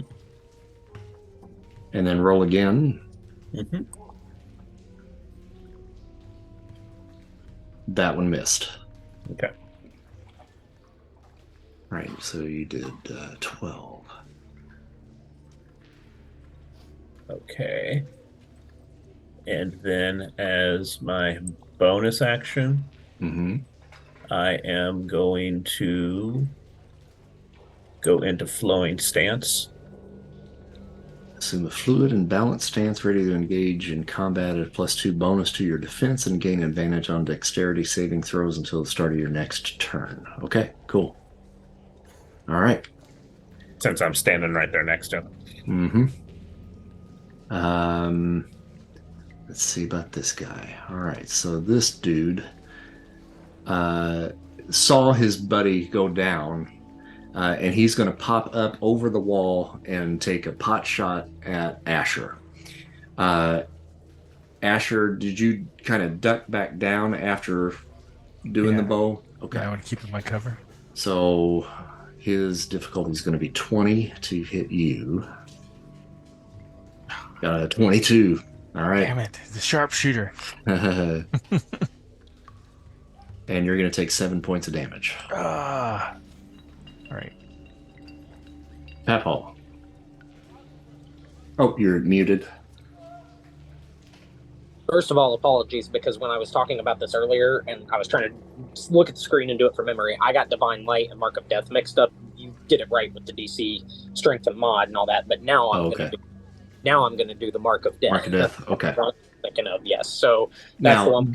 Does that have the stipulation of you have to be able to see those people? I specifically wanted to do it because I checked the others and they all do, but this one doesn't. This is just every enemy battlefield. Got it. Now, before you do that, go ahead and roll a perception check. Before do perception, okay. Second. Oh, over here, got it. Okay. And what'd you get? 19. 19. Okay, cool. All right, so let me open up something else for you here. We got that. You now see another figure, just barely, up over where the one titled Enforcer is here, the one that says Sleepless. Yep. African-American gentleman in a long green dark trench coat that has a sniper rifle kind of trained on the field. It looks as though he's taking aim at Straker right now. Richard. Okay. And that's it. So you've got 3 now that you're contending with. So you've got the enforcer, you've got the sleepless, and you've got the gangster.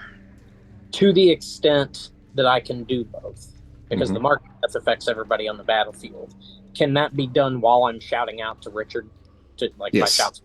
Okay, Yep. all right. Mhm. As I'm doing the mark of death thing, I'm like, Richard, snipe down as loud as I just get 3 words out as loud as I can. Okay. And then doing the mark of death. Do you? I gotta roll. Yeah, I gotta roll DC 10 on wisdom, Okay. which is +6. So here goes nothing. Okay. And yeah, +6 will take me there. So Okay. All right. Cool. All right. And then these guys have to roll what? A 6, and if they roll 5 or 6, they're frightened. Okay. If oh, not- they're frightened, or don't they get the no, mark of death? sorry. Damn it, I keep getting them mixed up. They get the mark of death. Yes. Okay. They're all called mark. It's like mark of, glimpse of, death. I keep getting them mixed up, but yes, they are. Yeah, they get the mark of death. 5 or 6. All right. So sleepless does not. He's the one I wanted. Right.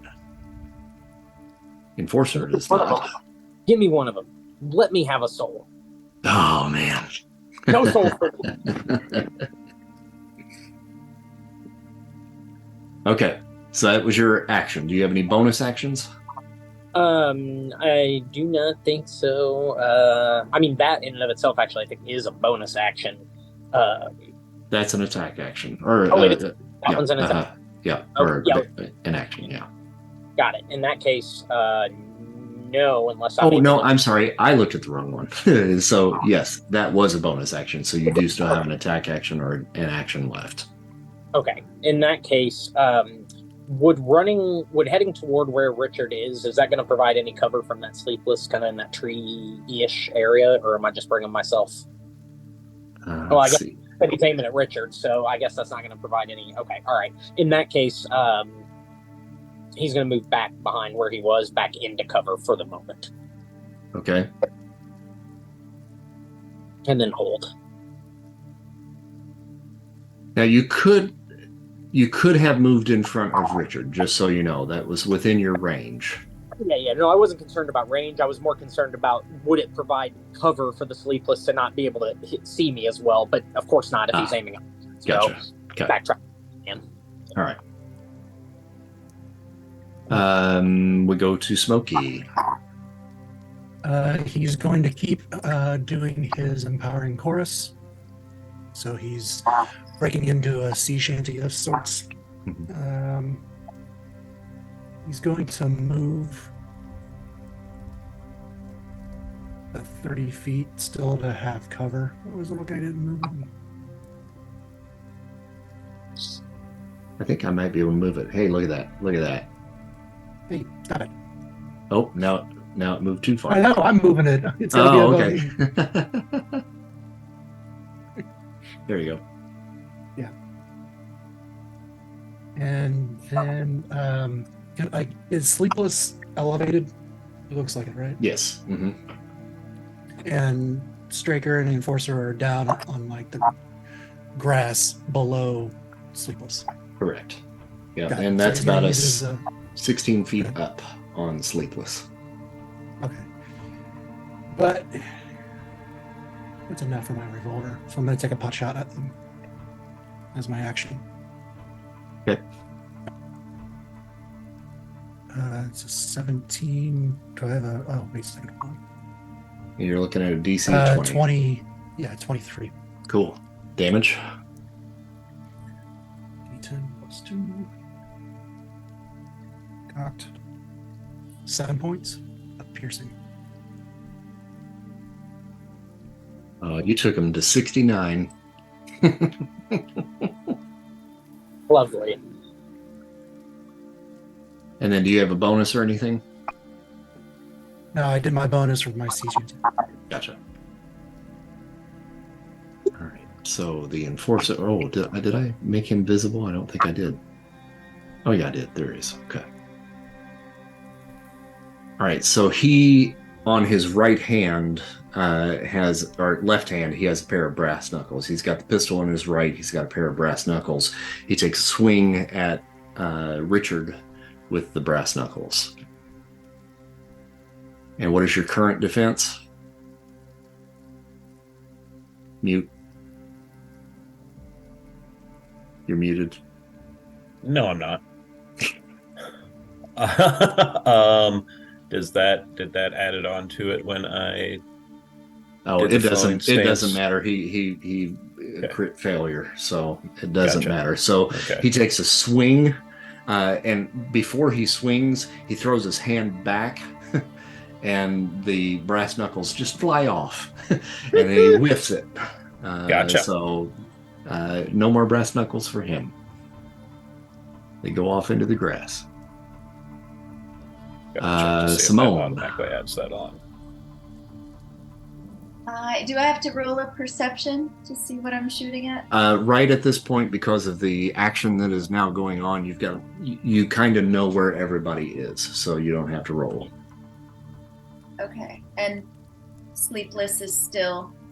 He's still in 3/4 cover, so he is difficult to hit. You'll have to get a DC of 20 to try to hit him, even if your range would actually allow you to, which I don't know necessarily if you can even hit him.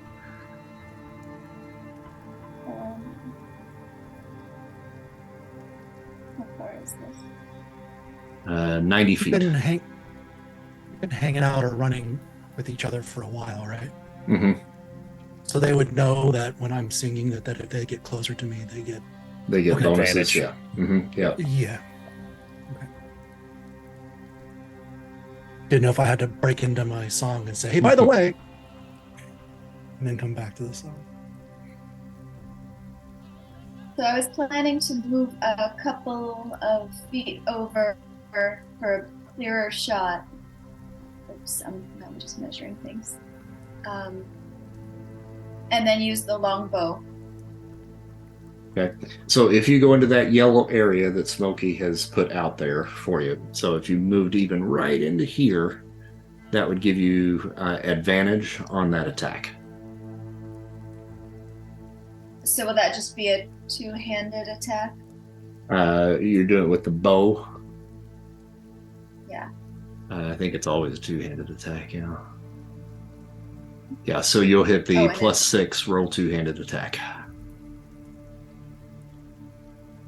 And then did you do that with advantage? There should have been a little window Yes. that popped up, Looks like normal, advantage, disadvantage, right? Okay.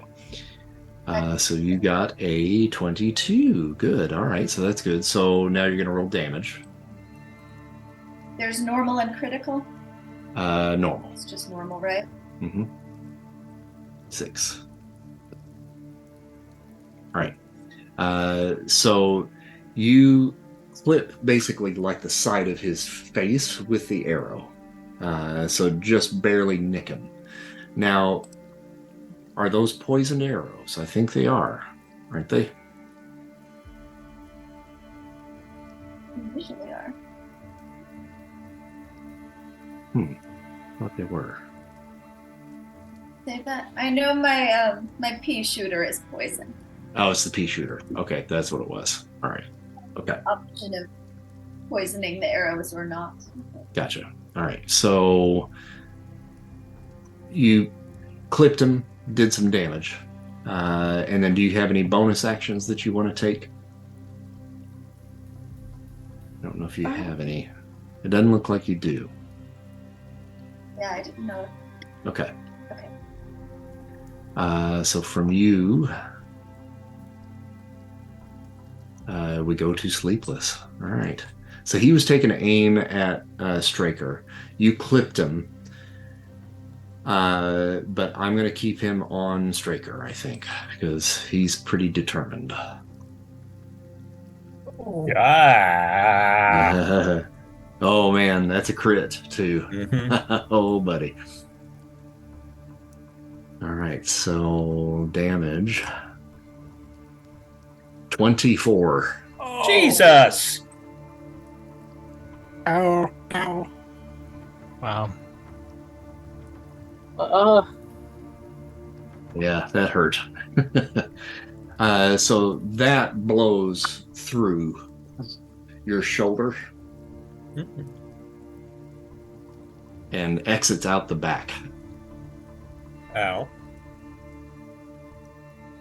Eliza. Is this middle section where they are, is that up higher or is that down lower? Can I see them where I am? This section here, or the section where the sleepless is? That. The Okay. second. The second one, it's about 16 feet up in the air. So from I your see vantage point, where yeah, I you am. can see over the other balcony. Yes. Okay. Who can I see? Uh, Anybody? Or are they? Can I see any of the guys? Or can I tell where it came from? where the sniper thing came from, yes, yeah, you've got an idea, and you can just see kind of the top of his head and the rifle kind of over top of that. So he's in 3/4 cover. It's a 20 to be able to hit him in cover. And that's. You can always take solace in my song. I'm trying to figure out if I should get closer, if I should just try to use my crossbow can go. What does it say? 200 to 400 feet. So I think I could reach him from where I'm at, but Yep. I'd have Yep. to be. I don't know. Yeah, and I think you would have to move and take a dash to get into his area from the look of it. You're 5, 10, 15, 20, 25, 30. Yeah, you would have to dash to get into it, so that would take up And your that's an action. And Mhm. I'm the last one to go, so I got nothing to do. Well, I mean, you can shoot him from there. You've got the range to shoot. Well, that's what I'm wondering. All right, I'm just gonna do that. Crossbow, two-handed, and then roll two-handed attack. Is that what I'm Yep. clicking? Mm-hmm. Normal. I guess I did. 11. Okay. Yep. It whizzes past. Of course. Do you have any other extra actions? Genius, mental refresh, action, genius. So no. Yeah. I don't think I mean, I think the expect the unexpected, but it says you can use this bonus in place of your strength or dexterity modifier when making a saving throw. Okay. Yeah. No, you're good. You're good right now. Yep. You're fine. Gonna help me. Not in this case. And Henry is still hiding, so we go back to the top of the round for Asher. Where's Smokey's field at? I know from experience how close I need to get. Yeah, you need to get within 30 feet of him. Okay. Can you see the yellow area, or is it just for me? I don't see anything. Oh, you don't? You Okay, can't see anything? so you need to get about right here. Oh, okay. And if I dash over there, is everybody still about visible the same? Oh, I can see the yellow field now. Oh, you can see That's it what now. that button. That's what that button does. Okay. What button was that? When you put it out and you right click, it turns red, Oh, and that okay. means it's visible for everybody, I guess. Cool. So I know. All right, so I'm gonna use my bonus action.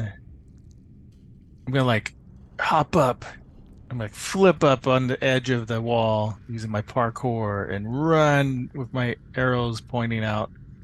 And when I get over here, I'm gonna fire off 2 shots and flip back down under cover or partial cover. Is that Gotcha. cool? Yep. And I think I'm gonna shoot. Who do I have the best shot of once I get over? Probably the enforcer and or the sleepless. I feel like maybe so he's next. So maybe if I get lucky and kill the enforcer, I could free up Richard to take on the sleepless up close. So let's try it out, the enforcer. Cool. Okay.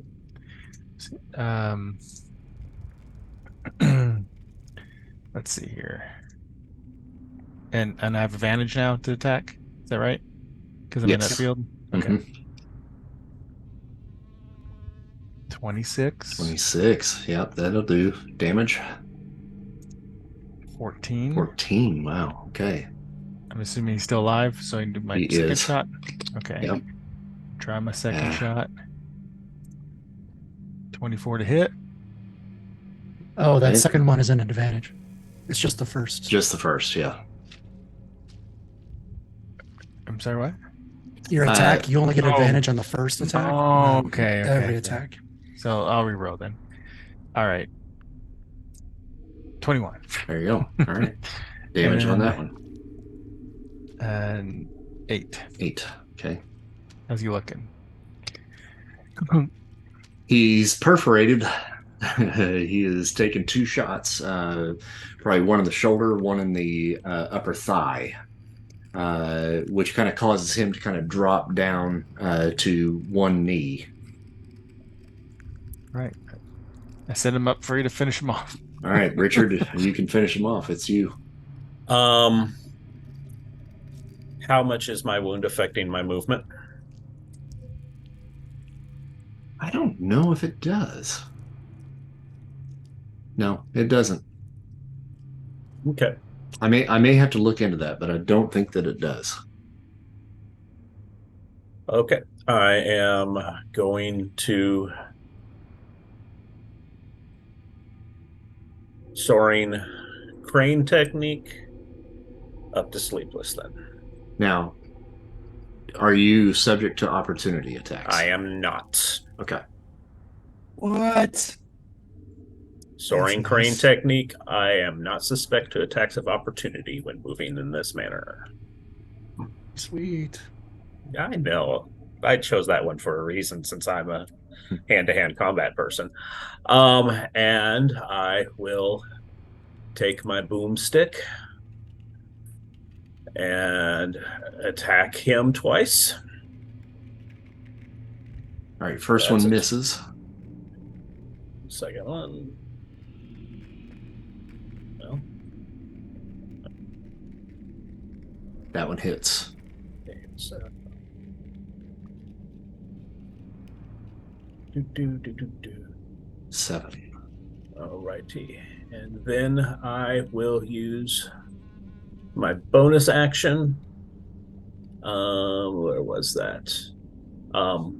Lightning strike. Okay. And I can make an unarmed strike as a bonus action. So basically, I'm going to sweep the leg. All right. Do you have an unarmed strike on your page? I bet. I do not. So that's Okay. why I was going to get. That was my next question. Let me just add that real quick. I forgot to do that for everybody. We need to put that on everybody's sheet. What the shit, Chris? I know. You're muted, Frank. I missed that little bit. What are we putting on? I was reading something. If you go to the compendium packs and go under weapons and armor. Yep. And then scroll down until you find unarmed strike. You can drag that over to your character sheet and put it in there. I'm putting it in for Clint. Are you doing right it now. for me? Okay. Yep. Okay, you should have it now. Yep, I see it. So unarmed strike.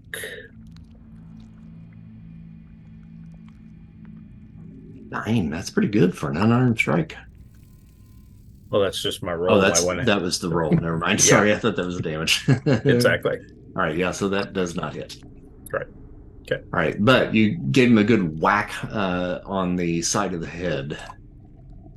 And then from Richard, we go to this gangster over here,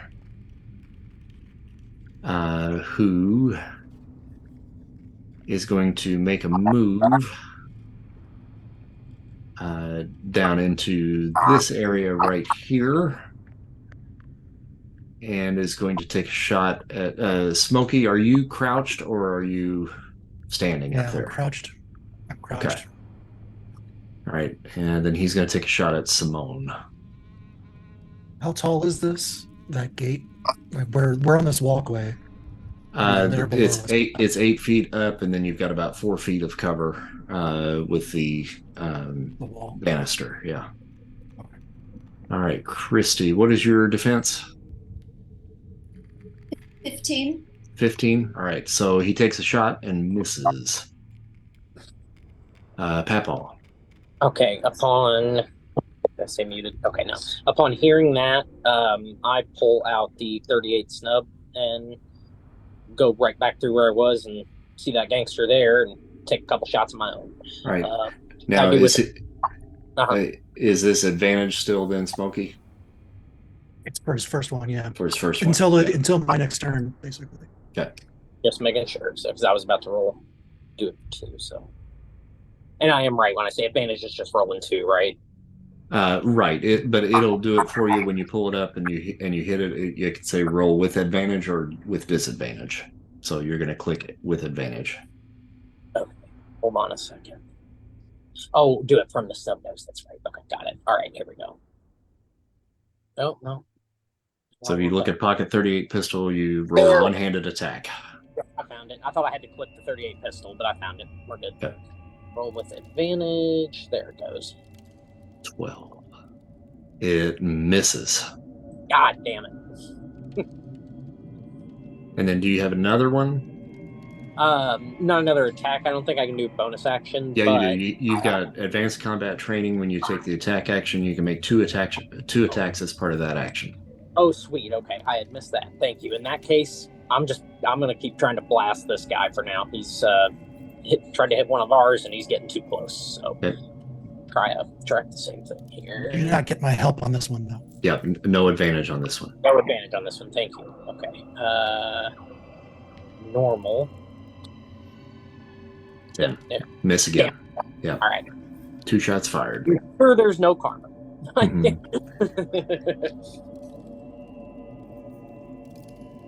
All right, and I think that's it. You don't have any more bonus other than Mark of Death, which you've already done. Yeah. So I'm good. Okay. Smokey, comes to you. Smokey's gonna move towards Papal. And can you see it now or no? Anybody? You can. Okay. So when it's white, you can see it. All right. Bonus action, keep on with his shanty, third verse, famous first. Mm-hmm. And going to use his heavy pistol to take on the enforcer. 15. That does not hit. No, my.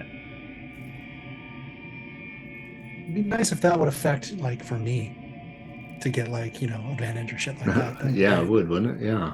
Yeah. Yeah. I wonder who wrote this. I don't know, man. Probably some everyday person. All right, that's it for me. Okay. But I will crouch back down, I suppose. Gotcha. Then we go to the enforcer, actually. So he's hurting pretty bad. And I think since people are now shooting at him, he's going to try to run for cover back in this area right in here. Simone. So the gangster is the one who shot at me? Yes. And he's pretty much right out in the open. So if I move a little closer, right out in the open. I didn't move through a wall, did I? No, you went through a door. I think I walked through the door. I will chakram him. Ooh. Yeah, baby. Oops. Didn't do that. Let's see. Do I have to choose which one? Are they the same? They're Dawn the same. and dusk. You're gonna make I think they're the same. Are you gonna make the Xena noise? Yeah. What is the thing? That for me? Was that again? Yeah, okay. I still have to throw it, I think. Yes, so you need to switch to thrown to do that. So you've got one-handed and then thrown. And then it's a +6 that I will throw it. Mm-hmm. And if you have advantage, if you want to use that as well. I do. Oh, okay. Yeah. All right, so 17, that definitely hits. And then roll damage. Oh, man.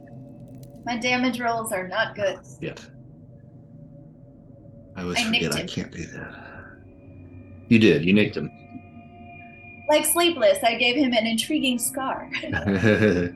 uh, so you end up cutting him. He's got his arm up, pointing at you with the pistol. You end up catching him just in, like right underneath his armpit on the right-hand side. And then, let's see, do you have any bonus actions? There's one bonus. Sense weakness. Choose a target within your line of sight. Your magic grants you a brief insight into the target's defenses. On your next turn, you gain advantage on your first attack roll against the target. So you're already kind of getting that because you're within range of Smokey, but you can call the bonus if you want to, just to be safe.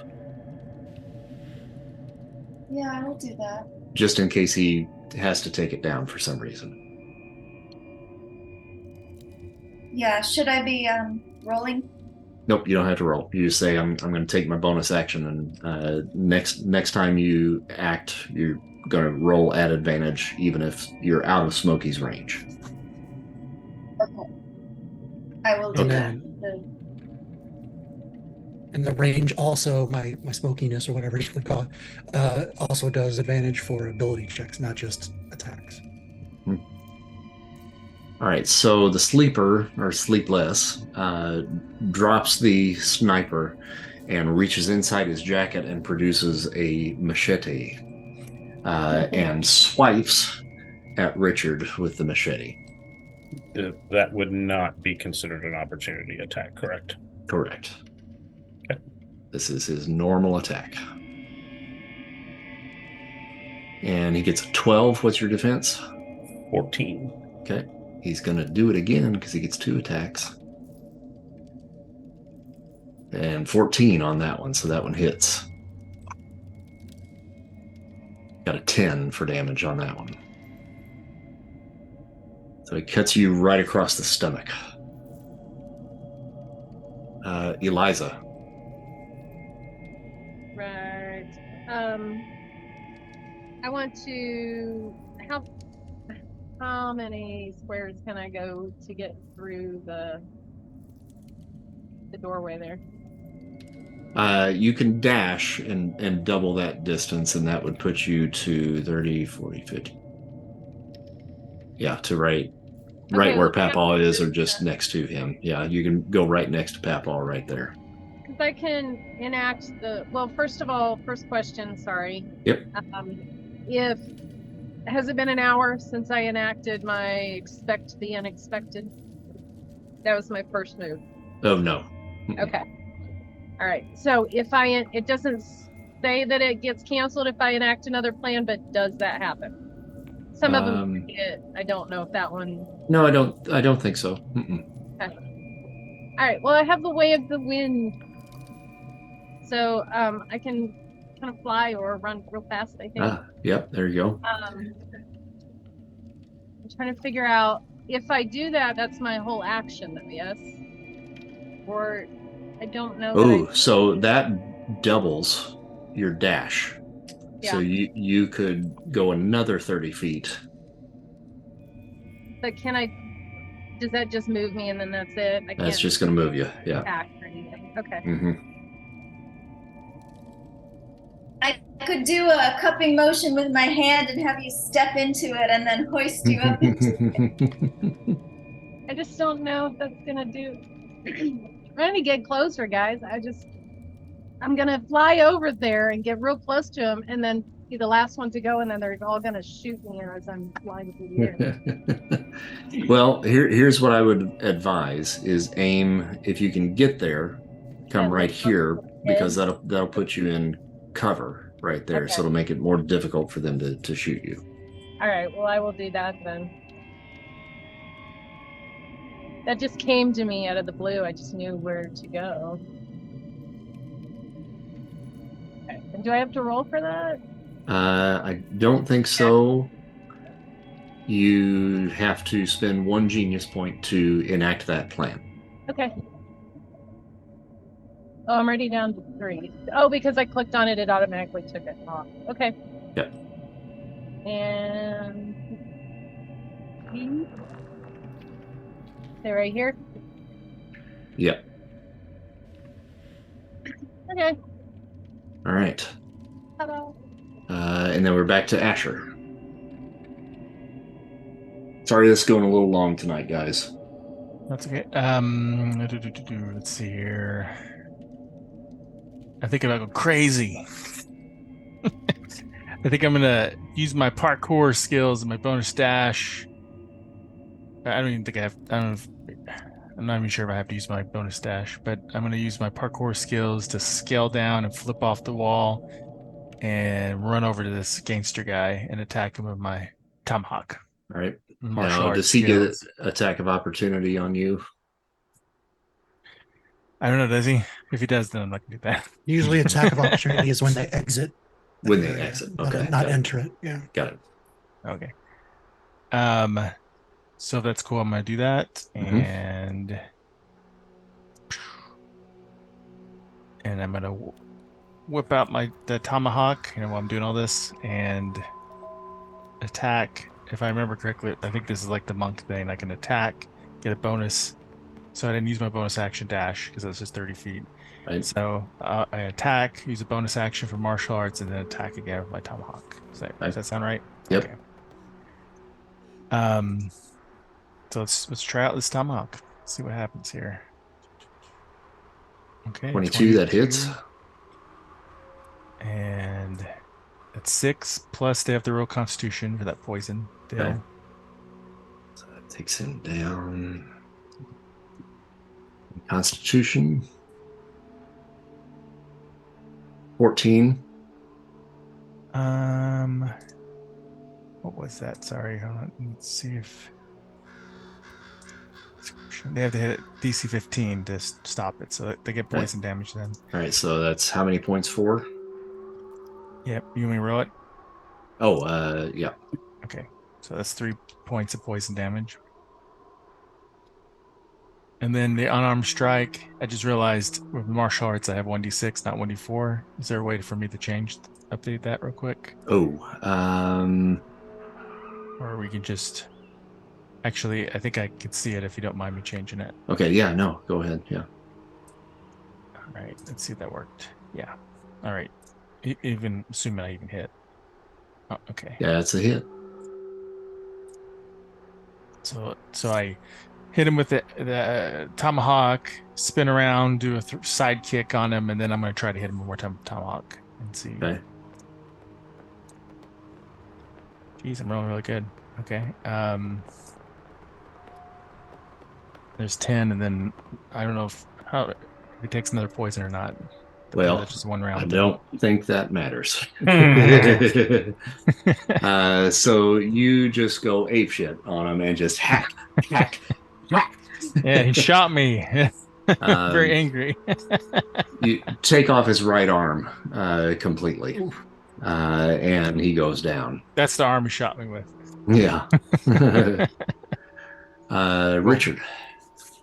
Okay. Since I'm standing right next to him, I really don't need to do much to get to him or anything, but I'm gonna whack him twice with my boomstick. Okay. That doesn't get him. Yep, 11's a miss. Jesus Christ. 8's a miss. Okay, so that tells me I am now going to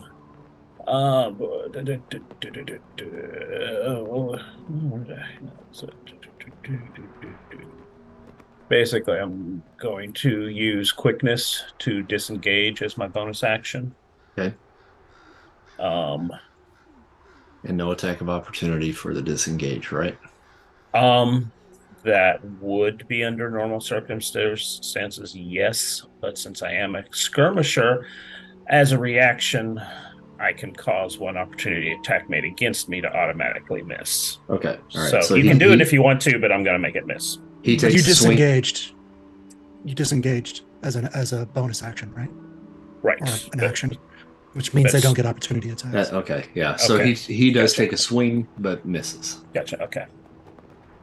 All right. Papal.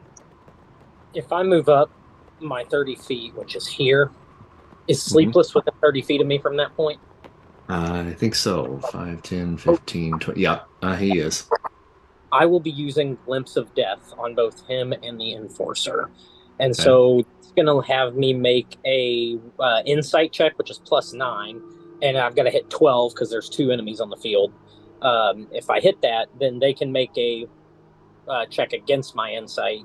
And if they fail it, they're stunned until Okay. the end of my next turn. So I'll do an insight roll, maybe. Go back over to the front page. There we go.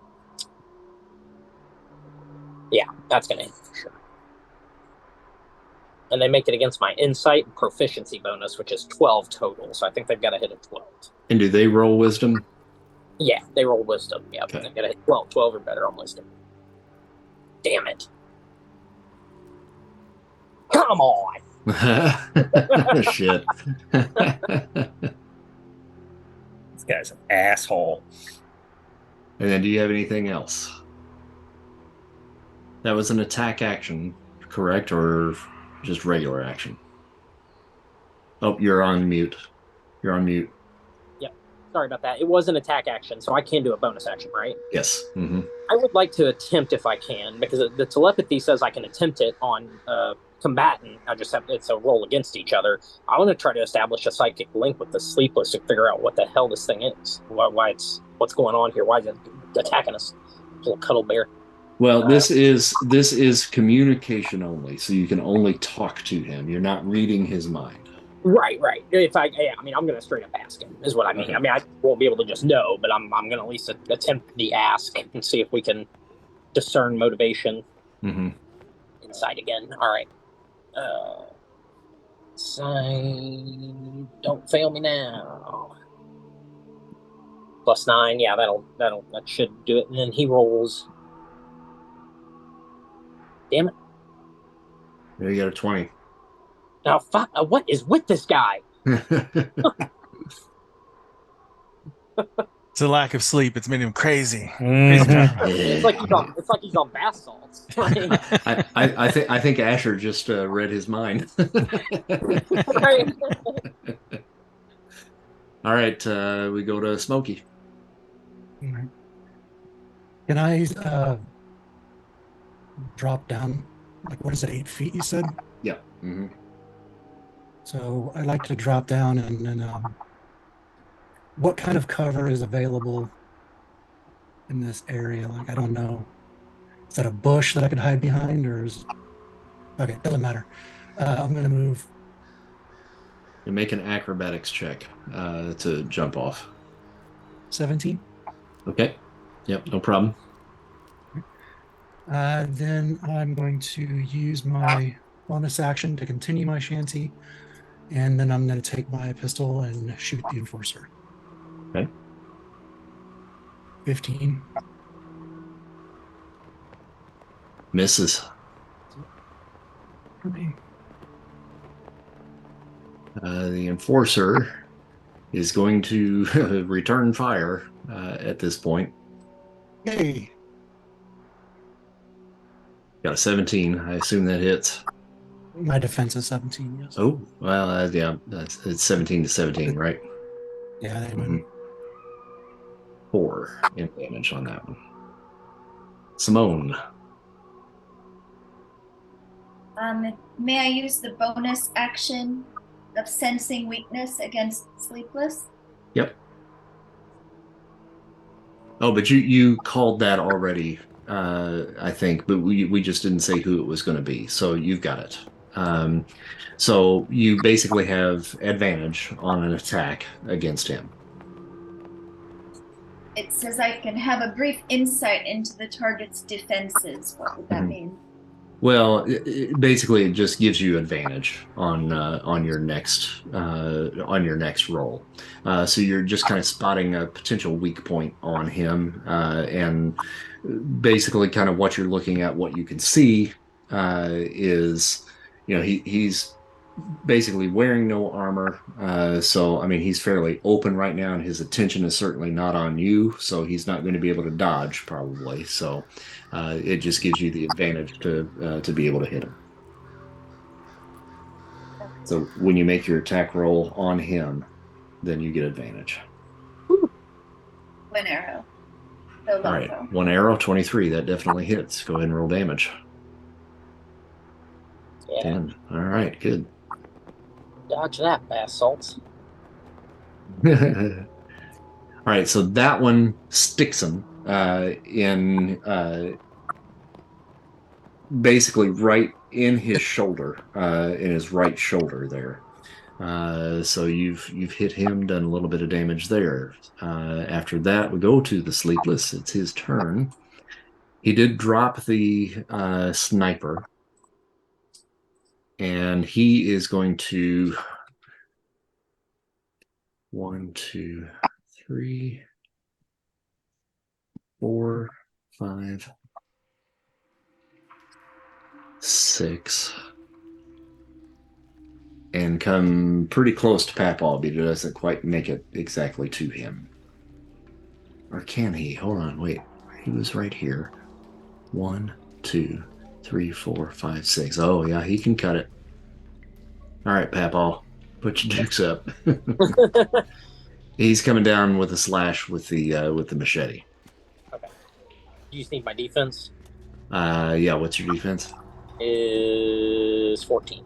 All right, he hits with an Okay. 18. Okay. 9 points of damage on that. All right. Eliza. Okay. Is my whip long enough to reach him? I'm not sure how far away I am from him. What are you trying to hit him with? My whip. I'm gonna wrap it around his neck and yank as hard as I can. Sure. Yep, that'll work. Okay. Love it.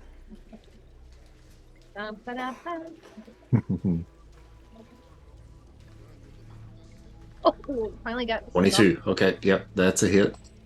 Go ahead and roll damage. And your intention is to try to pull him off of his feet, correct? Yes. All right, I'm going to make an agility saving or dexterity saving throw here. I figured. 26. Yeah. All right. So you got him by the neck at least, so he is restrained at this point.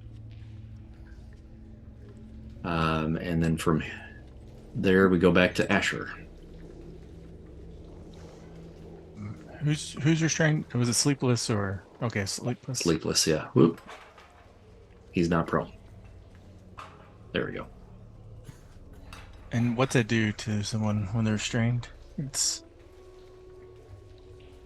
I think their movement is reduced to 0. Okay.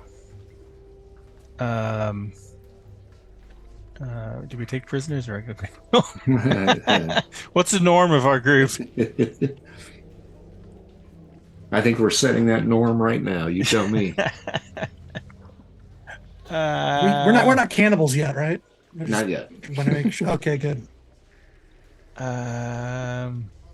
Because I'm thinking about flanking him and attacking them. So, is that cool with everybody, or are we gonna try to capture him? Is when he's restrained? Is he captured? Like, is he? No. Well, No, I mean, he he can can get out of escape it. from that. Yeah. Yeah. Okay. I'm gonna roll over here. Oops. So I can flank him. So Papa and I can team up here a little bit. That gives me advantage, right? Mhm. Attack and go ahead and start tomahawking, slashing, kicking, all that good stuff, and see what I Okay. can get.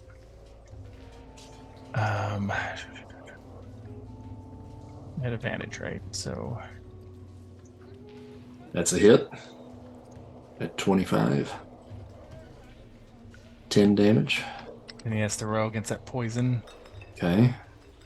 That's a 15. Constitution saving throw. 15, yeah. Got 10. So you He gets One more? 1 point. Ooh, okay. okay. That continues to go with every round, so he's got to roll Constitution every round. Okay, I wasn't sure how that would work. So the unarmed attack, like kick him in the knee. That's a hit at 21. 7 more points. And then try to do another slash down by his throat. Okay. 24. 7 more. That hurt? All right, yeah. He's looking pretty cut up for sure. All right, cool. Richard. And advantage for flanking on this. Oh, good.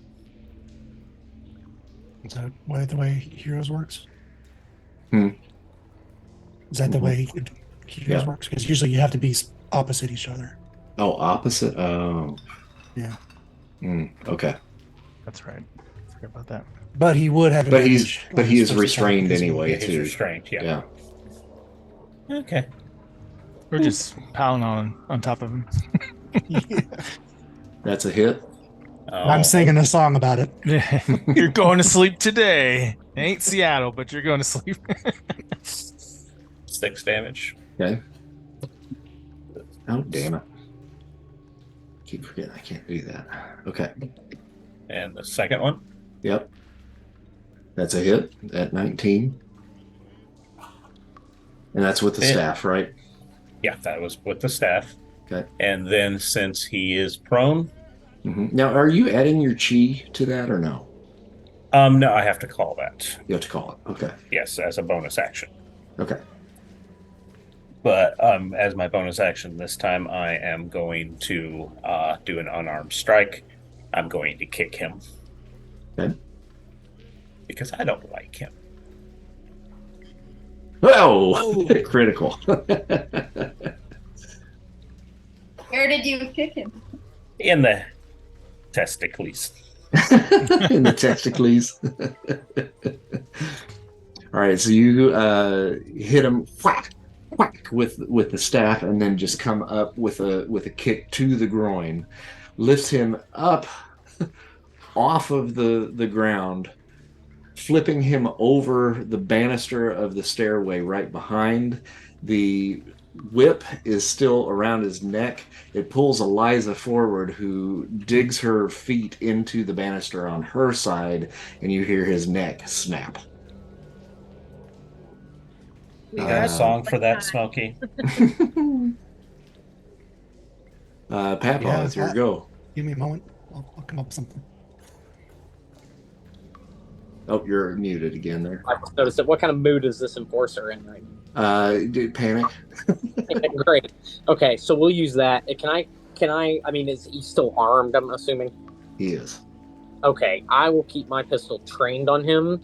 But I kind of walk around the corner and I'm pointing at him and I just say, one chance, drop it. And seriously, he's got about 5 seconds or I'm fine. So Okay. So you're going to roll intimidation. okay. Oops. Well, Critical failure. Critical failure. You go. I just start as I'm coughing and choking. I just pull the trigger. Okay. Just Well, you did have advantage on that, right? Oh, on what? Oh, what on the intimidation? You're check? in my circle. Your first attack roll, your first Oh, ability okay. check is advantage. yep. Oh, go. I thought it was just attack rolls. You can roll it again. No, Yeah. Then I just roll it Thank again, you, right? Sean. Yep. Yes, thank you, Sean. I thought it was just for attack rolls. well, as a character with just passive abilities, I'm kind of trying to, hey guys, use me, use me. Who's that? All right, 11 still doesn't hit, unfortunately. Then we'll still just pop him with the pistol. That's that'll do it. Okay. Need damage. Yep. All right, you distracted him with your coughing, and he turned towards you, and as he did, you fire and blast him right in the face, and the top of his head just flies straight off. I mean, even as that happens, I go, well, fuck. Doesn't matter. All right, so I know it's late, so I will probably end it right here. You guys will be able to take a little bit more time to get the truck up and running, and we'll pick up basically right from here in 2 weeks then. So I hope that was enjoyable for you guys. I know it was a little struggle trying to figure out how everything works, but I think it went pretty well. Yeah, it's fun. This works much better on this than it does on Marvel. That's for sure. Yeah, it does for sure. Yeah. If you think of anything tonight, tomorrow that I need to look at, send me a message in Facebook and let me know if there's something that came up that seemed like maybe we need to address it, and then I will try to make the adjustments before we meet again. Okay? Sounds good. All right. Good game tonight, guys. Thank you. Thank you. Pleasure playing with everybody. All right. Bye. Yeah. We'll see y'all later.